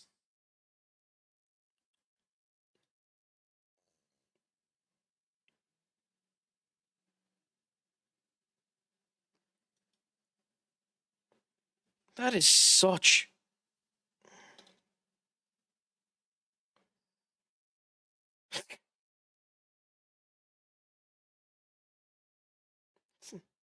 God, sometimes I love news articles. Someone's out there releasing a news article there, and I'm not going to even look for the bloody site. I think it's Forza. No, it's OneFootball. OneFootball's after releasing a news article. Second United player ends lengthy Premier League goal drought. He's a bloody defender. What do you mean, lengthy goal drought? He's not meant to bloody score.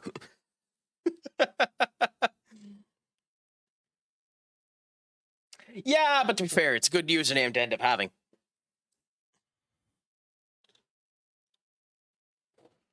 You please don't bloody unload me game.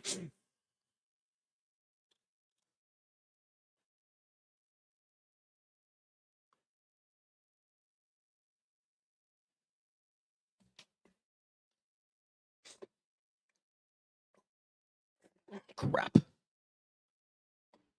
Not too bad, Kieran. We're going ahead, waiting on the game to load, and we're watching Manchester United versus West Ham as things are going on as well. We have done 2 matches this stream. We have won both of them, 5-0 versus Juventus, and a 3-1 victory over Brentford. Brentford were game opposition, although we were in control of the match for most of it.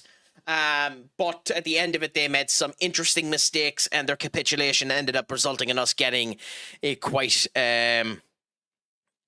easy win. But, you know, it's what you do after that that ends up counting as well. But how is all treating you, my friend? Is it going well? Is it going good? I'm not doing great, reason as I'm a big Eurovision fan. Yeah, I don't really agree with Ireland, Spain, and the other one. I don't remember who the third one is. I don't really agree with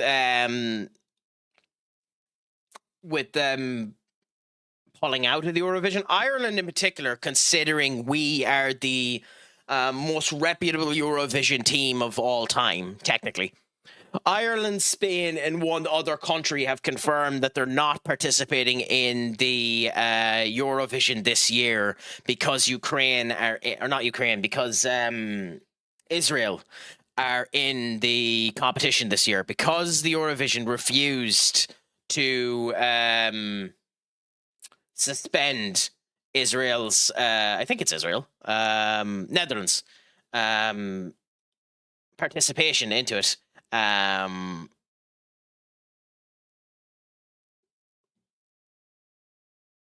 They turned around and said that they were going out of it. Netherlands, yeah, you're right.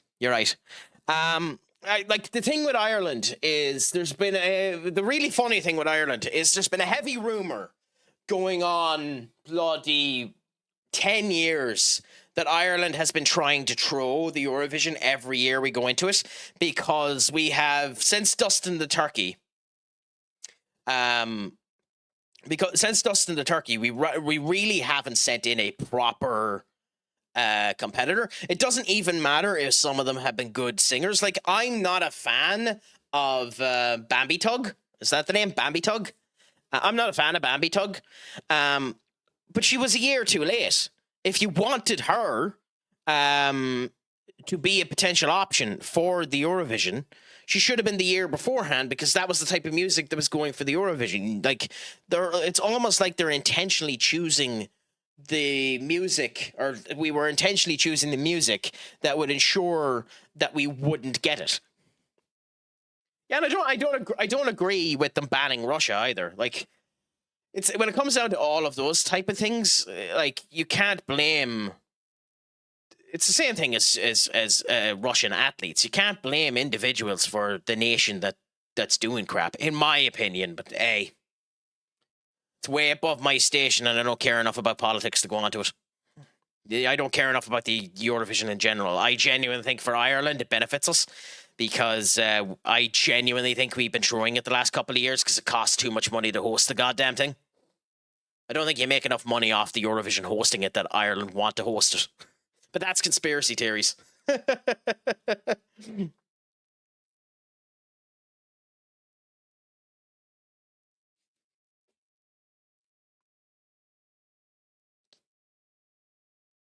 Oh, Keith Andrews is the Brighton manager. Interesting. Okay. St. James's Park, Newcastle bet Chelsea. Okay. And now we have Spurs next. You want to know, it's really funny too when you end up thinking about it, because I actually think that out of the people that we sent the last couple of years, I actually think Dustin the Turkey's probably one of the better ones we sent. I know that probably makes me sound like such a bloody tit, but I genuinely think Dustin the Turkey is one of the better ones we sent. And for those of you who don't know who Dustin the Turkey is, who I'm on about, that's stop it. Oh, come on. That's Dustin the Turkey.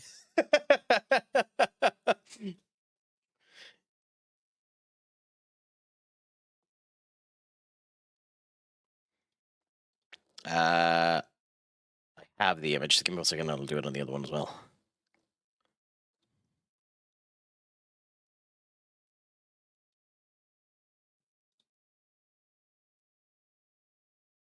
So yeah, that's Dustin the Turkey right there. Yep. So, Dustin the Turkey, the greatest Irish personality ever to come out of our esteemed country. The greatest of all time. He is the best entertainer we have ever brought to the Great Green Isles, the Emerald Isles. We have ever ended up creating. Holy crap! Emmanuel Agate has gotten his ass off of a pew and onto the seat. Emmanuel Agate for Matthias Cunha, and Mount for Xerxes, which you'd have to think means Bruno is moving up to the 10. Oh my god, I forgot about that. I forgot that Dustin, he didn't officially run for it, Kieran. But yes, at one point in time, Dustin the Turkey was on about going on for the presidency. I don't think did he actually officially go for it? I don't think he did. Let me look. Did Dustin... I know we had, like, the Dragon's Den Sean Gallagher go for it. Did Dustin the Turkey run for president? Oh my god, not only did he run for it, he ran for it twice.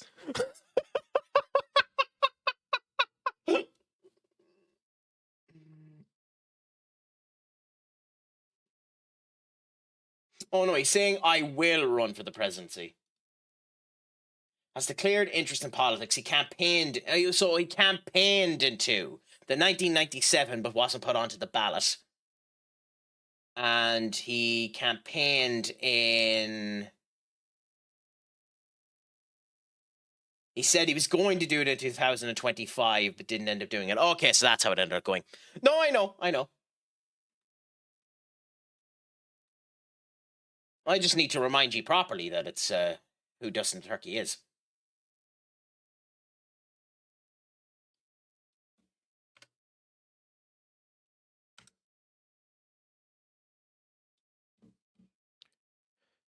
Okay, so I can now do that, and I can now do that, and I can do that. Come on. Work for me, you pain in the arse.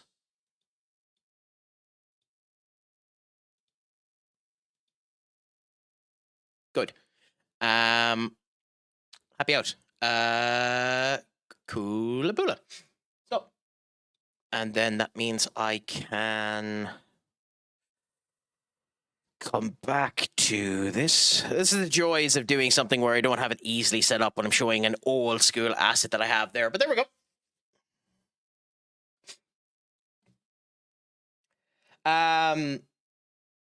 Did you see that Joey Barton talk about Ginge Tosser? No, I didn't end up hearing about this. What did Joey Barton end up saying about Ginge? Like, he's been doing okay. He's been doing okay on I'm a Celebrity. The only problem with Ginge and H on I'm a Celebrity is they're just the only ones being asked to do anything. The picture's still up, yeah. Spider One is so good. Didn't even realize you were gone. That thing looks like you. Matty!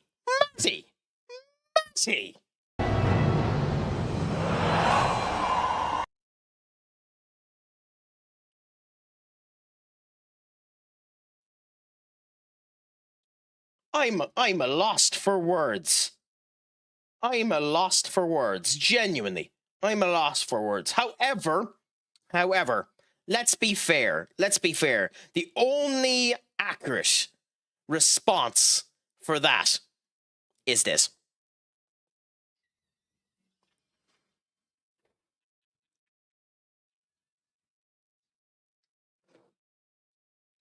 I mean, you know. Made fun of him for crying. Barton's a gobshite then, so like it gave a general conversation about men's mental health and the whole lot. Now the big thing with that is, yeah, crying when you've only been in the bloody crying when you've only been in the wilds for 3 days is a bit much. But to be fair, they were talking about family, and like as he was saying, he ended up doing an incredible amount of stuff with his grandmother. So like it would make sense for him to end up crying in those segments. But like, it's just, he was the odds-on favourite to win the Eurovision 2008 at 10-1. Yes, but also that was the start of where people, especially the Irish public, Kieran, thought that Dustin was being used as our showcase to not be in the Eurovision anymore, because sending a fucking turkey to a legitimate conversation, a legitimate competition, is kind of pulling the piss.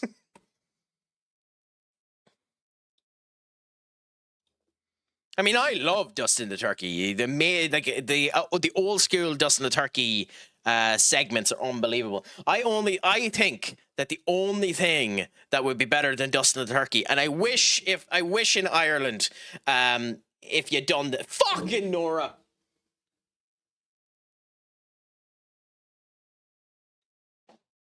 Shut up. Don't you forget, you ain't won yet.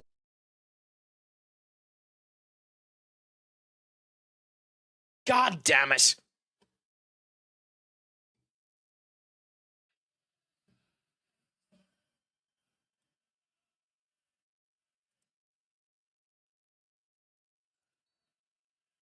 You know, funnily enough, at this point, you have to. You know, I wouldn't say I'd be sad if it happened.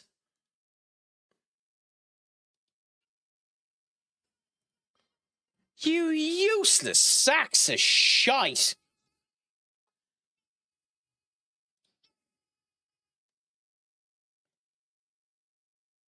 Ah. Unbelievable, you useless craps. Unbelievable.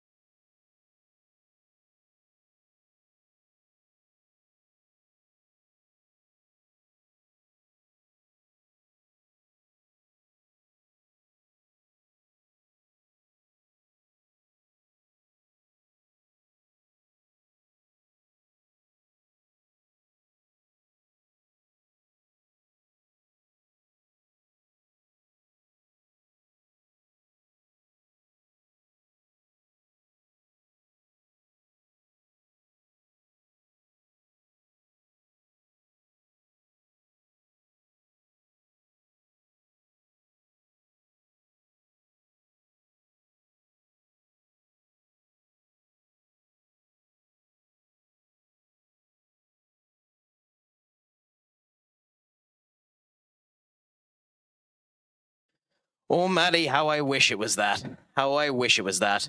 No, unfortunately, just needed to sort out a personal thing there really, really quickly. But yeah, West Ham are all over us at the end of this. So we went from being the best team in this particular half to West Ham completely and utterly fucking controlling us, which is typical of us useless balls of absolute fecal exchange. And what's beautiful about it too is you still have assholes on online turning around saying that Kobe Mainoo should be on the pitch, as if he would have made a difference for that goddamn goal. So I don't bloody know. I mean, the game isn't over. You don't say anything till the fat lady sings, but like, you know. I mean, we'll see what ends up happening. Time will end up telling.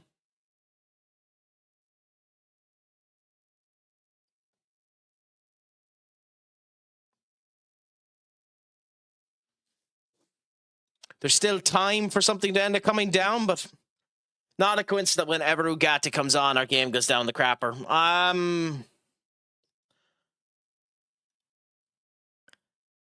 mean, fair enough. I can't argue any difference to that.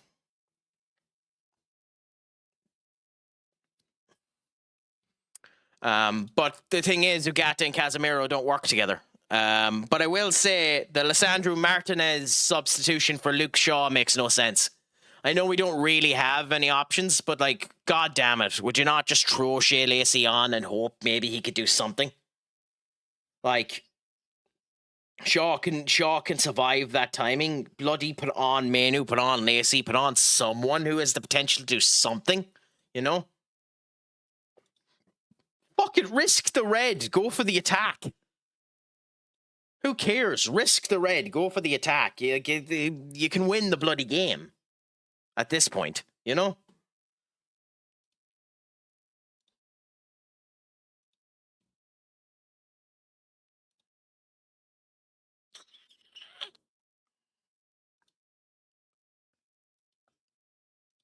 Yeah, no, you're not. You could be the potential option in the future. Could be.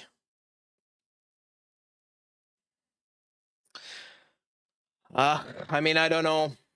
I don't know, to be honest with you. It's interesting.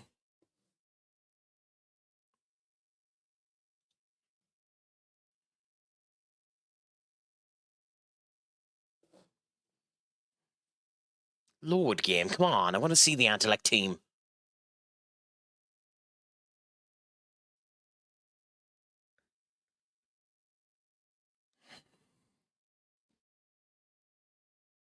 I mean, all I can do is cross my fingers and hope that he's nice with the extra bit of time that we end up getting, but it does look like...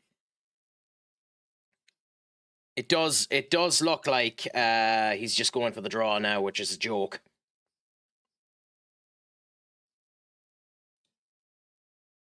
If I'm honest. It annoys... I mean, I don't know. I think they're after the draw. Whether or not that is enough for them to be jokes, maybe. I'm not going to say you're wrong about that, but like, that's obviously what's happening now. They're going for the draw, which is stupid, but what the fuck can you do? Why is it 5 minutes of added time? Surely it should be more than 5 minutes. Anyway, the fat lady ain't sung yet, so we'll see. Why do we pass it around the top like we are up 3 goals? No urgency. Well, that's because we don't... The actual reason for that is because Xerxes not fast enough. Brian and Mbeumo can't run in. And Bruno isn't actually trying properly. That's the actual reason for that. At the moment, I'd just be giving the ball to Billy Casemiro and making him do a Bruno Hollywood pass up to, or literally do a Bruno Hollywood pass, but we'll fucking see. This pains me and makes me not want to watch the team anymore, but the next game it'll turn it on and watch. I mean, yeah, but that's the joys of being a fan, Matty. It's always that way. Could you imagine how the Chelsea supporters felt going from getting a draw in difficult circumstances with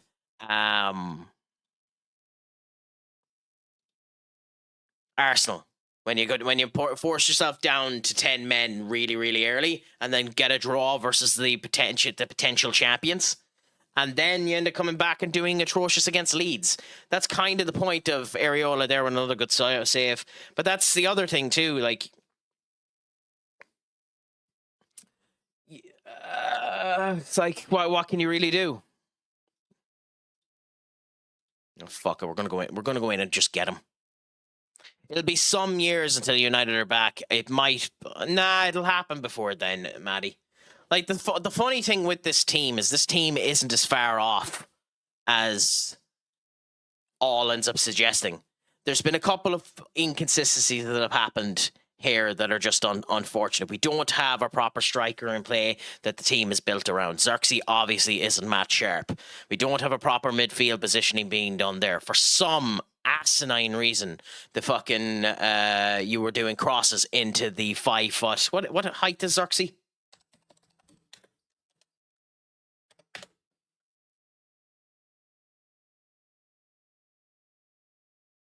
Xerxes is 6'4".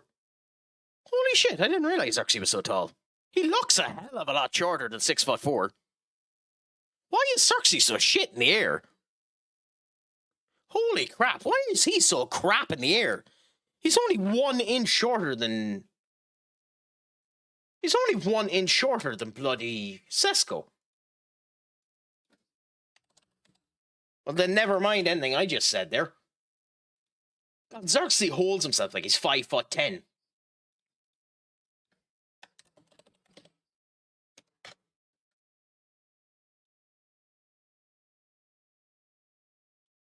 Holy crap.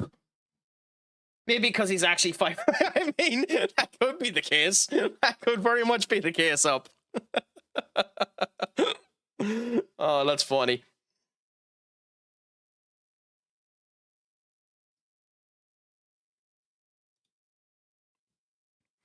Yeah, but we're screwed. The game's done. I mean, you could watch this till the cows come home. It's done now.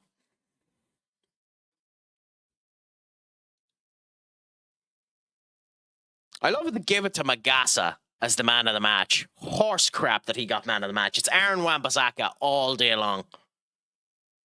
It's Aaron Wan-Bissaka all day long. Like, just because he scored a goddamn goal. I mean, maybe you're right, Ashday. Bruno hasn't had a good game. Ahmad's been asleep. Xerxes isn't performing good. I don't think I agree with the Mbeumo one. Mbeumo's been okay today. He just hasn't been able to get into the right positionings. I think, ironically, because Ahmad hasn't been performing good, Mbeumo hasn't been performing good. But the other thing with Sesko with Xerxes is Xerxes just isn't match sharp. And yeah, there you go. You got your draw, Senior Benny. Like, Xerxes isn't match sharp. It's not fair. It genuinely is not fair for us to be too harsh on Xerxes. This is his 3rd match in 3 months. And yes, that is a result of United not having enough games in order to play him, but he's not match sharp. You know? Yes, Sesko is injured. That's the reason why he's out. He's meant to be back before everyone goes off to the AFCON. I mean, to be fair, Matty, at least it gives your house ventilation. The cop, what's a crack-a-lackin', my friend? Hello to you too. You just came in at the end of United putting an all-time stinker out in the performance there, and Senior Benny being happy with my frustration. Nah, Mbeumo was crap. His first touch was crap, and he lost the ball so many times. I'm not going to argue with you. That's 100% fair to end up saying. I have a tendency to be a wee bit nicer to the United players than most people are, so I'm not going to argue with you on that, Ashday. If you think they were crap, I'm going to hold up my hands and say they probably were. It wasn't a good enough performance anyway, no matter how you end up looking at it. Genuinely.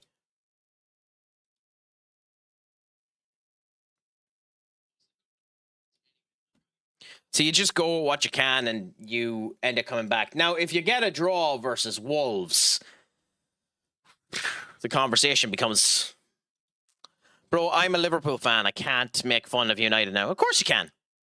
In the same way that United can still make fun of Liverpool. In the same way that when Arsenal inevitably do it, we can all make fun of Arsenal for bottling the goddamn league again.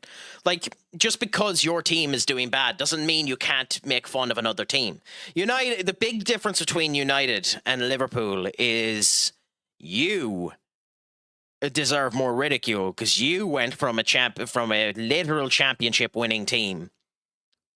Premier League, I should say Premier League, considering the championship is its own thing. But you went from a literal Premier League winning team to shite.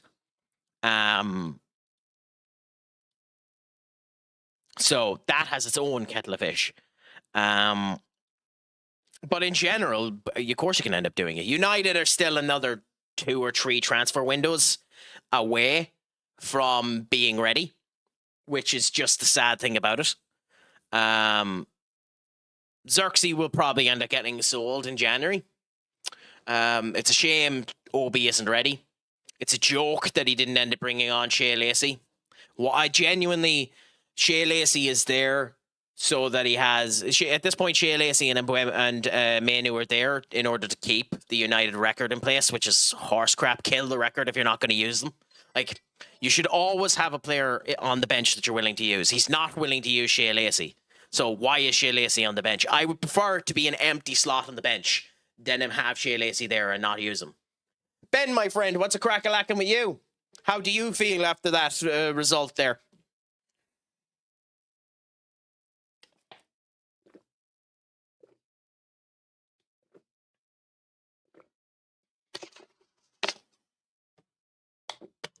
I mean, it would do it if you ended up giving me a proper offer, but no. What fucking song is this?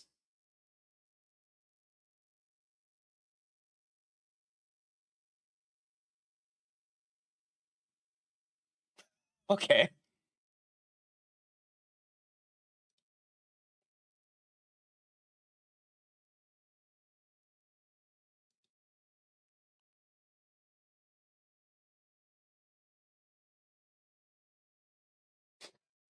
What is this song?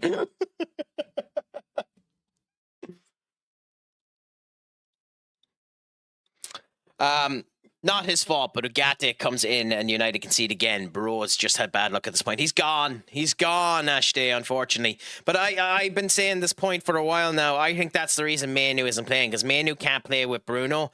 Ugarte can't play with Casemiro. I think he would have been better bringing Manu on than Ugarte, to be honest. But Manu can't play with Casemiro. Genuinely, he just can't. So you didn't really have an option there. Honestly, I would have kept Bruno in the midfield and brought on Lacey. That's a prime or another example of why Lacey isn't there. Absolutely crap. The game is always when we could end up the match week in European competition places is, yeah.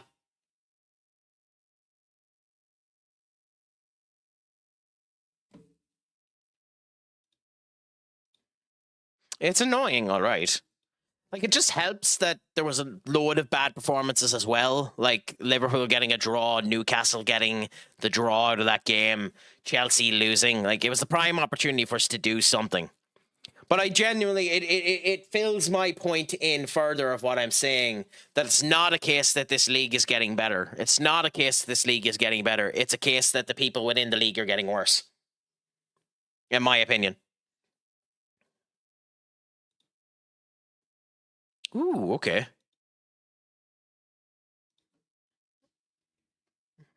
Wasn't expecting that. We might try again on the deadline day if it lets us.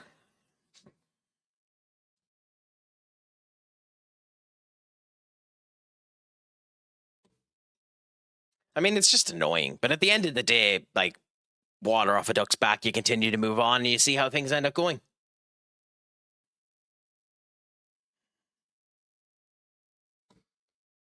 Like, it didn't help that Aaron Wan-Bissaka probably had one of his best performances in a West Ham shirt. Not that that says anything.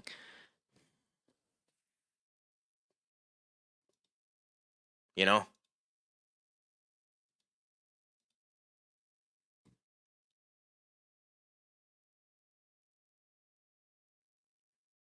Come on, game load.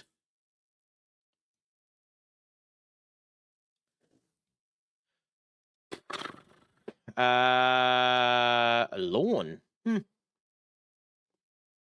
Could you imagine Warren Zane Emery going off to bloody Fulham? That would be hilarious. To be honest, I am losing patience with Amarin now. He keeps playing people who don't deserve to be played. Doesn't give players like Lacey a chance. And he's subs to 4 defensive subs to protect a 1-0. Hey, at the end of the day, if he protected the 1-0, I wouldn't mind that. I wouldn't mind that. Whatever about the defensive subs, that's a different kettle of fish. I wouldn't have minded that if he had actually managed to save it. That doesn't bother me as much as everything else. The cowardice of bringing on Lissandro Martinez for Shaw as your last sub is an entirely different conversation when you're 1-1 down. But, like, that's the problem with the...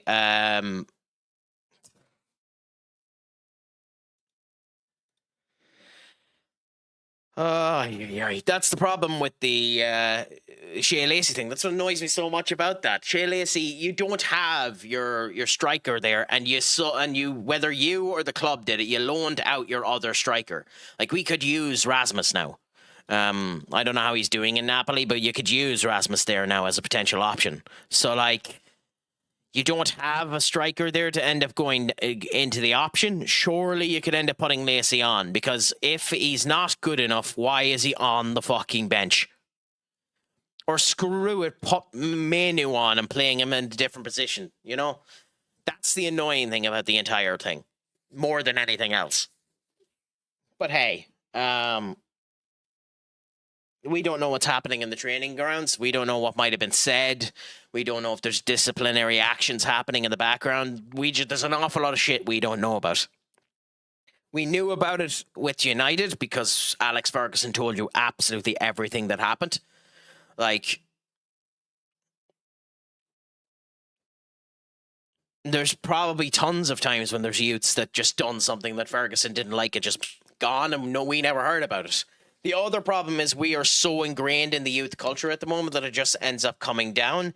And Manu should be that youth. Like, the reason why everyone is so annoyed about the Manu situation is Manu was playing for fucking Ten Hag week in, week out. Yes, it's a different formation. Surely you should be able to fix him. I think the actual problem that's happening at the moment is you don't have any academy players properly in the squad. Now, technically, Aiden Heaven counts, even though he doesn't because he's an Arsenal one. I'm happy that I'm willing to put you to sleep, Katie. You can use me as your aphrodisiac.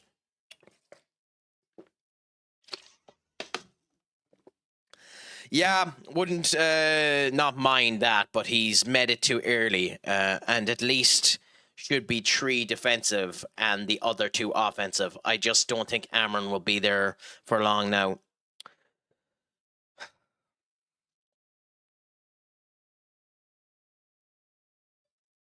I mean, it depends on how you look at it, because here's the really sickening thing about it.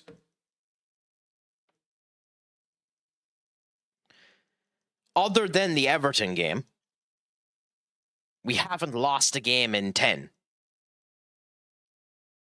I think it's 10. Now, we've drawn a lot. So let's have a look. So we drew today. We won against Palace. We lost to Everton. So that's 1 win, 1 draw. Drew to Spurs. That's 2 draws. Drew to Forest. That's 3 draws. 1 to Brighton. That's 2 wins. 1 to Liverpool, that's 2 wins. That's 3 wins. 1 to Sunderland, that's 4 wins. Lost to Brentford. So we've had four wins, 3 draws, and 2 losses. So, like, the sad thing about it is, yes, against teams like West Ham and Everton, you should be winning those games. But we haven't been on a bad run of form. So, like, it's hard. But that's the thing about it. Reese... It's an interesting conversation. I understand, Maddie. Have a fantastic night, my friend. Make sure your crack is 90. Schlongefallen is always Pogue Mahone, my friend. At the end of the day, he needs to go. I mean, I don't particularly like him at the moment. Thank you so much, Maddie. I genuinely appreciate it. I won't be live again until next either Monday or Tuesday. It depends on if my thing on Monday still goes ahead. I won't be live over the weekend, so just so you know, have a fantastic weekend, and I'll end up chatting you later, okay? It's unlikely I'll be live tomorrow either, but might be. But Reese, I agree with you. I think he's a bit of a coward. The whole year off, well, the year isn't a write-off yet, because with the way that the entirety of the league is performing, we still have a chance of Champions League positions. That's the thing, Reese. The Radcliffe needs to go bit. Is interesting in of itself, because like the transfers that he's done, there's nothing wrong with the transfers that have been done. Matthias de Ligt is a good transfer. Mazraoui is a good transfer. Benjamin Sesko still needs to be seen down. Mbuemu has been good for the most part, other than his knock, and Cunha's had his knock. We need an entire new fitness department. That's 100% clear, to figure out what the hell is going on. Are you off as well, Senior Duck? No bother, my friend. Yeah, but let's be fair. Both of them are just coming back from injuries. And Mbuemu had an injury there and just came back, and Cunha's literally back from his injury today. He has been injured. But Mbuemu has been injured as well. Yeah, he's had 2 knocks. Yeah, they're properly injured. Sesko's been out for a month, and Mbuemu has been out on 2 games. So he's had a knock. Same way as Mount is injured today.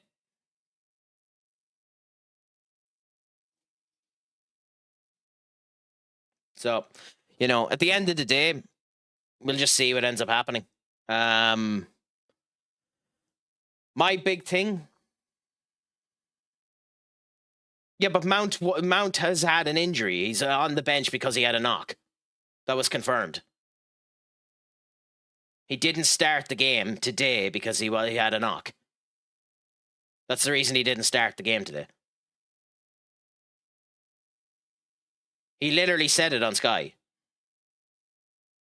He's good enough to play, but we need to manage his minutes because he had a knock.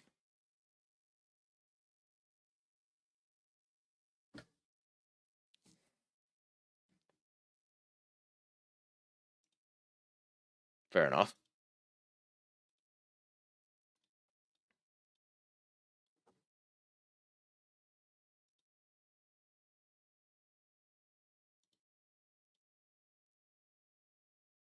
Yeah, and still played the full 100 minutes, whereas Manu could have played in that position. At the end of the day, we'll see what ends up happening.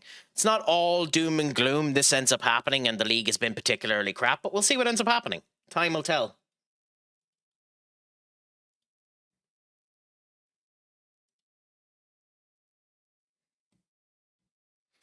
Anyways, our next match is against Spurs in the Champions League. We have Dennis back now, so we can swap him in.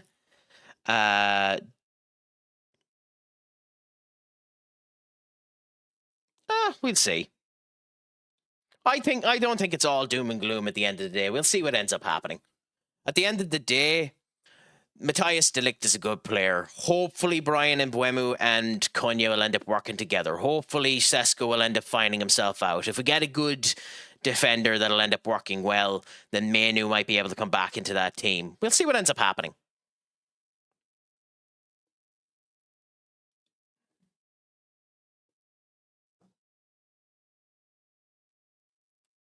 Yeah, Arsenal have had 5 years of second, and they're only going to win their league now. We'll see what ends up happening. Like, anything can end up happening. I think the entirety of the Premier League has gotten worse in the last wee while, so we'll see what ends up happening. Time will end up telling. But there's no point going doom and gloom about the whole thing, so we'll see. It might end up turning good. It might end up being bad. We'll end up finding out in the future. All we can do is watch the games, continue to support where we can, and just, you know, continue on. So hopefully it'll end up being good. Hopefully it'll all turn good. Like, for the most part of that game, we were the better team, I think. We still should have performed better. But hey, you go with what's given to you.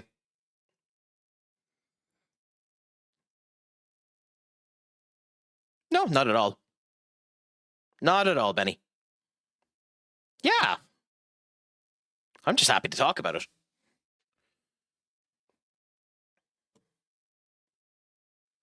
The only reason why I'm a wee bit lower down is because I'm contemplating what team to pick here.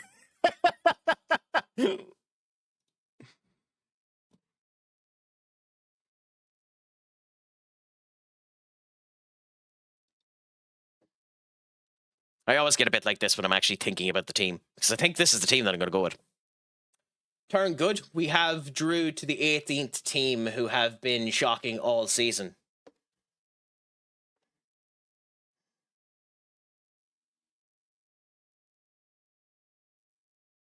They drew to Bournemouth.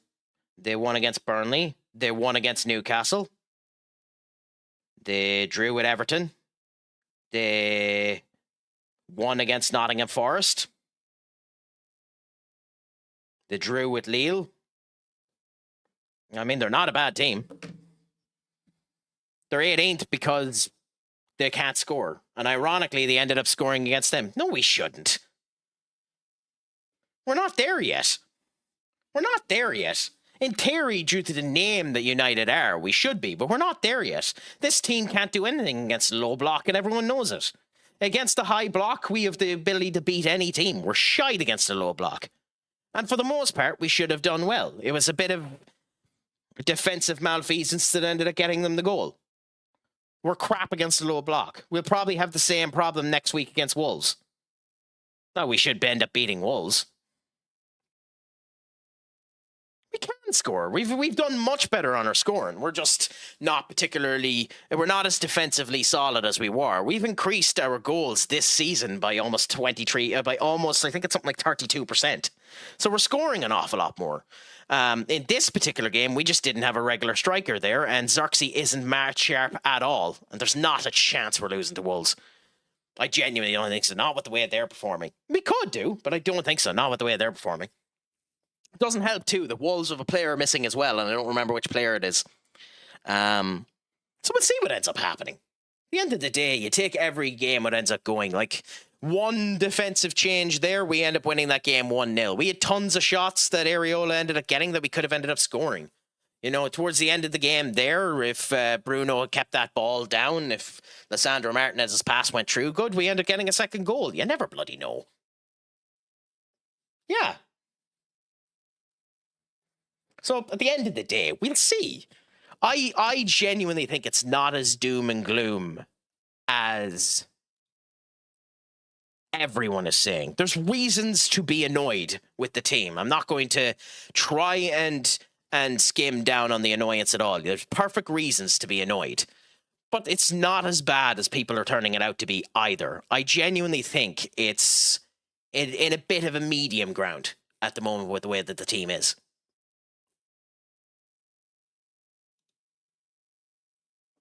I don't think it's as bad as everyone says, but I don't think the light is at the end of the tunnel anytime soon either. I think we need at least another transfer window to end up getting the light. But time will tell. Will Amarin be that manager? Probably not, but we'll see what ends up happening. Anyways, we're going to go with Dennis Simons in goal. Matthias de Ligt on the left-hand side, Willy Kumbal in the middle, and Ilya Zambrani on the left.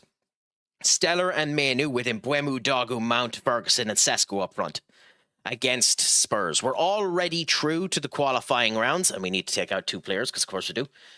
4 and 8. I hate that this is the thing. I wish it would just tell me which ones were bloody missing. Like, just put the X on them instead of completely blanking them out, but still. So, 4 and 8. There we go. So yeah, let's go into this and see how we end up doing.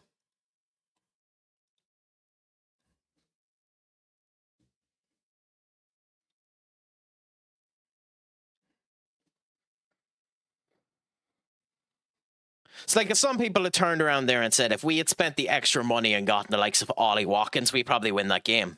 We just hope that Sesko ends up doing good. It's just unfortunate that Xerxes isn't match sharp at all, and you can see it in his game.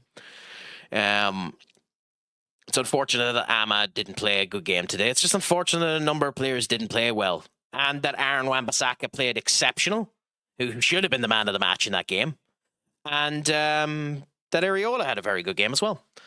I hope it isn't too bad news, Katie. Everything okay? Apologies if I've cursed again. I don't think I have. That's I'm trying to get better about my diarrhea of the mouth and constipation of the brain. Oh, how come? I hope everything's okay, Katie. Well, to be fair, I'm probably not going to be here in 1 hour.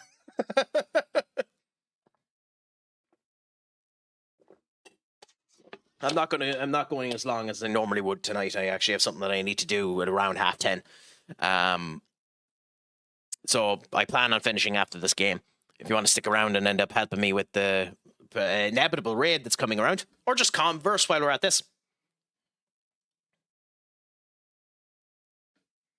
I will say, talking about the actual midweek games, how annoyed would you be if you're Florian Wirtz?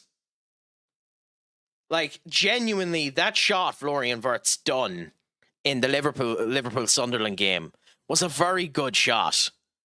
And for it to go down as an own goal, I would be livid. Oh, so Mickey van de Ven is back in.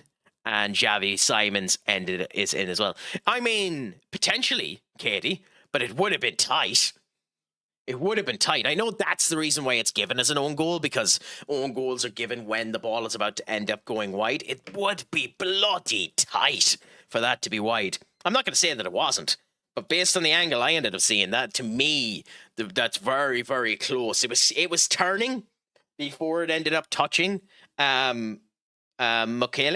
So whether or not he would have gotten it is up for a matter of debate, as was been, which is why they gave it to Mweke. But at the same point in time, I wonder if just that strike alone will be enough to build his confidence and actually build the momentum up for him getting his next one. Because that's all he's missing, Florian Wirtz. He's just missing that goal to actually start clicking. And by the way, maybe I'm wrong, but I did say when he signed him that he signed him to play on the right, not to play in the centre of the midfield. And the last 2 games, he's been playing where Salah is, and he's been playing significantly better. That's all I'll say. Maybe I was right. Every Liverpool fan I talked to said I'm absolutely bonkers for thinking that. I legitimately thought he was bought to replace Salah.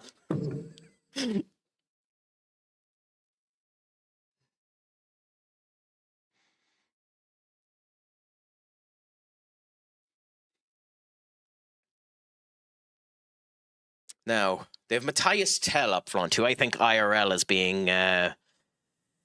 should be used a wee bit more. I think out of their strikers, Matthias Tell is the one with the most potential at the moment. And then Sa as well, an amazing midfielder. I wonder if it's still Thomas Frank. Actually, I don't even know if I can check. It is Thomas Frank. Okay, fair enough. I mean, funnily enough, speaking of managers too, a manager who certainly doesn't deserve it. And I mentioned this in the last stream too on Tuesday after the 2-2. I genuinely think the noose is tightening around his neck too, and it doesn't deserve to be.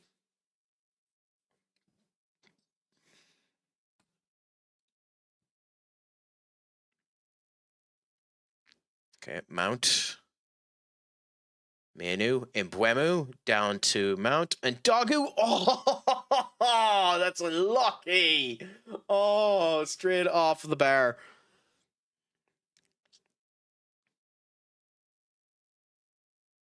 Oh, that happens far too often for it to be fair. Destiny having his best game too. I mean, it was a bad miss, unfortunately. Like, if that went in, it would have been good for Dogu. Because Dogu he's been injured. This is his first game back since his injury. And Rashford has been playing fairly good in that position otherwise. So, like, IRL-wise, he'd actually have to, showcase it. Oh, that would have been such a goal. He actually would need to showcase himself a bit in order to earn back his position. And it's unfortunate, too, because it's knocked his, even the game knows it knocked his percentage down quite significantly. Like, the sad truth is, when it comes down to FM, it has a nasty habit that once you hit under 6.4, there's really nothing you can do to bring back the player unless you give them a penalty. So yeah, see, there's really nothing you can do. They're just kind of screwed. You kind of just float down, and you probably end the half at 6.2. It's kind of an unfortunate thing with FM. A player can't really earn himself back. But can Angelo Stellar end up scoring here? Vicario! Well, now we know this game isn't realistic. Vicario made a save.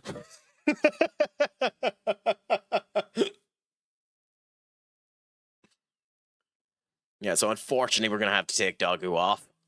So Dogu for Rashford.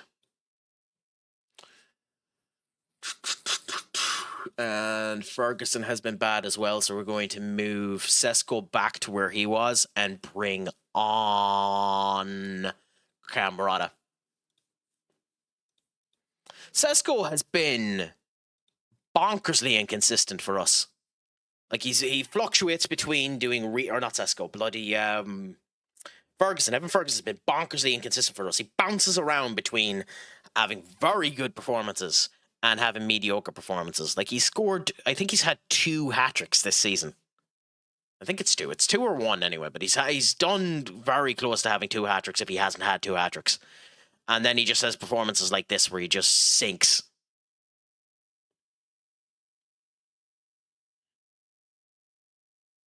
Ooh, Manu. Down there. Boemu. Nice passing work by us, though. Oh!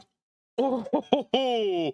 You're getting a good bit of luck tonight, Spurs. You're getting a good bit of luck tonight. Will this counter-attack get you a goal? It feels like it might. It's Javi Simons down to Kizdus. What? Oh, offside. Interessante.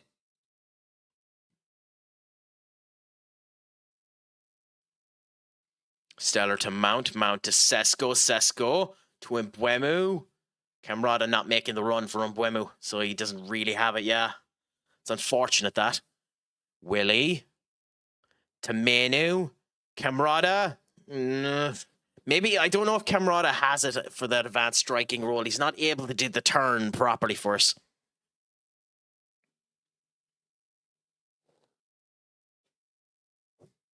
But hey, we're in control at the moment, which is something at least. We will need to make subs in a few minutes, but we'll see what we end up doing. Camarada back to Rashford, to Manu, to Mount. Good passing play, which is what you want. It really should be. Vicario is having a very, very good game.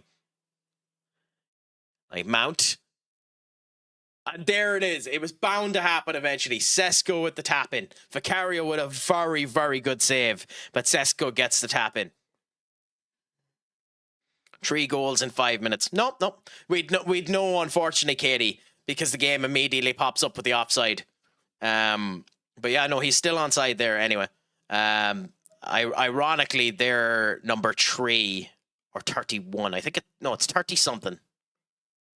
They're 3-something. They're 37. Mickey Van de Ven, ironically, kept him onside. Oh, probably. Like they've had 1 shot on target. Their second shot will probably be a goal. Galatasaray with Leroy Sané too. And Archie Gray on the pitch as well. I love Archie Gray as a player, but ooh.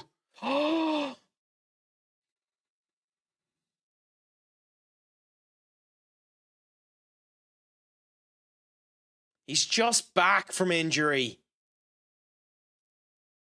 He's just back. Oh. It's so annoying for him.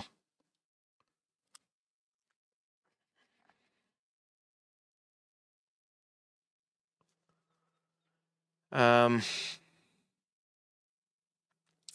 mean, screw it. We'll test the waters and do something dangerous.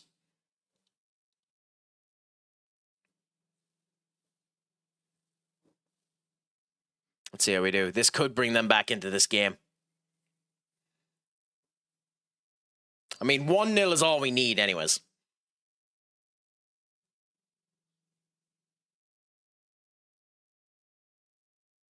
Okay. We're controlling it. Ilya Zambrani taking the throw. Is he going to do it to low throw and hurl it straight into the box? No. To Stellar. Ilya to Marcus. Not going to try and pronounce that name.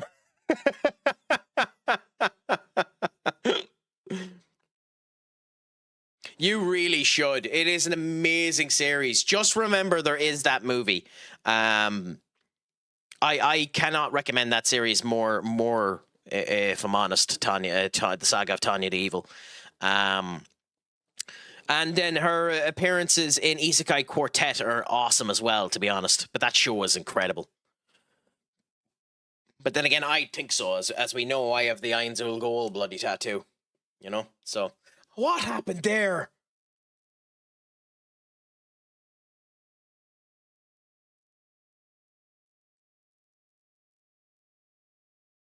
Willie! Willie! What do I have tomorrow with slow-cooked beef casserole, mash, or beef dripping potatoes? Oh, the potatoes. One off Big 20.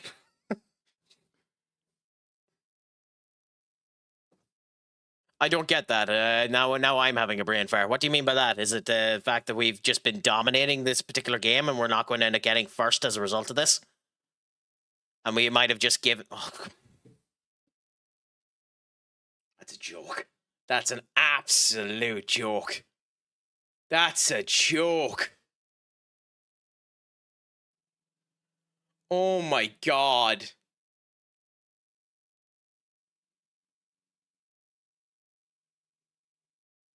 That's insane.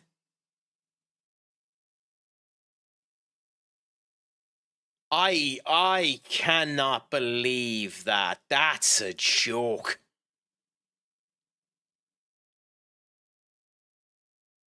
We turned around and we said, wouldn't it be funny if the next shot on target was a goal and the next two shots that were on target became goals?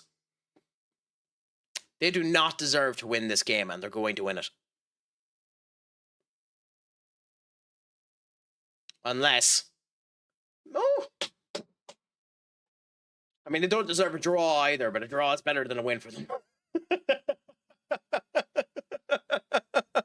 I suppose I should always remember. Shut up. Don't you forget, Here he goes. you ain't won Ooh, yet. I'm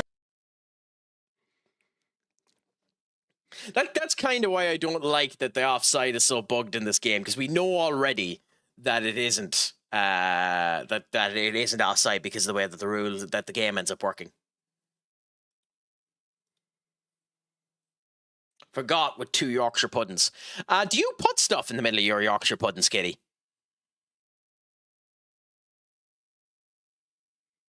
I know, depending on who I talk to, that could be considered sacrilege. I'm not a big Yorkshire pudding man. I just know that a proper Yorkshire pudding has something like 500 calories in it.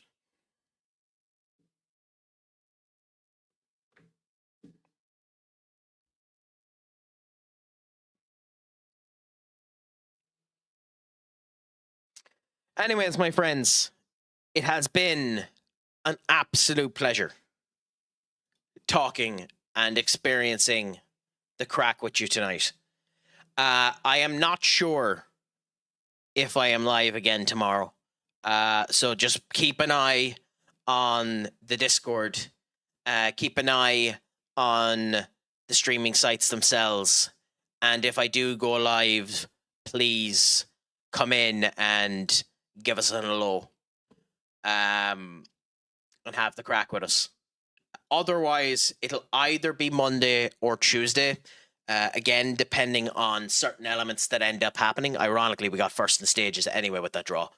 But it has been an absolute pleasure, even if the draw is a bit annoying. But all I can end up saying is thank you all so much. It has been an absolute joy. I am going to end up sending you off to a DJ, funnily enough. I'm going to send you off to a person that's doing some DJ work there. So just have a bit of fun with them if you want to.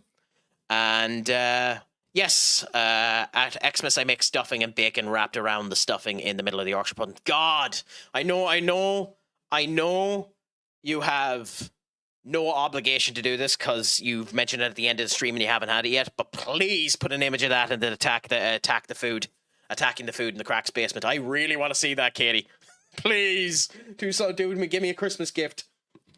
But anyways, until then, my friends, please just say Craic Addicts Attack as I end up sending you over. Make sure your Craic is indeed 90. I have been, of course, the stupid, sexy Craic. As always, the MLS actually means Miles Lewis Skelly, and it has been my pleasure. So, Schlangafol, Pog Mahone, my friends, and adios.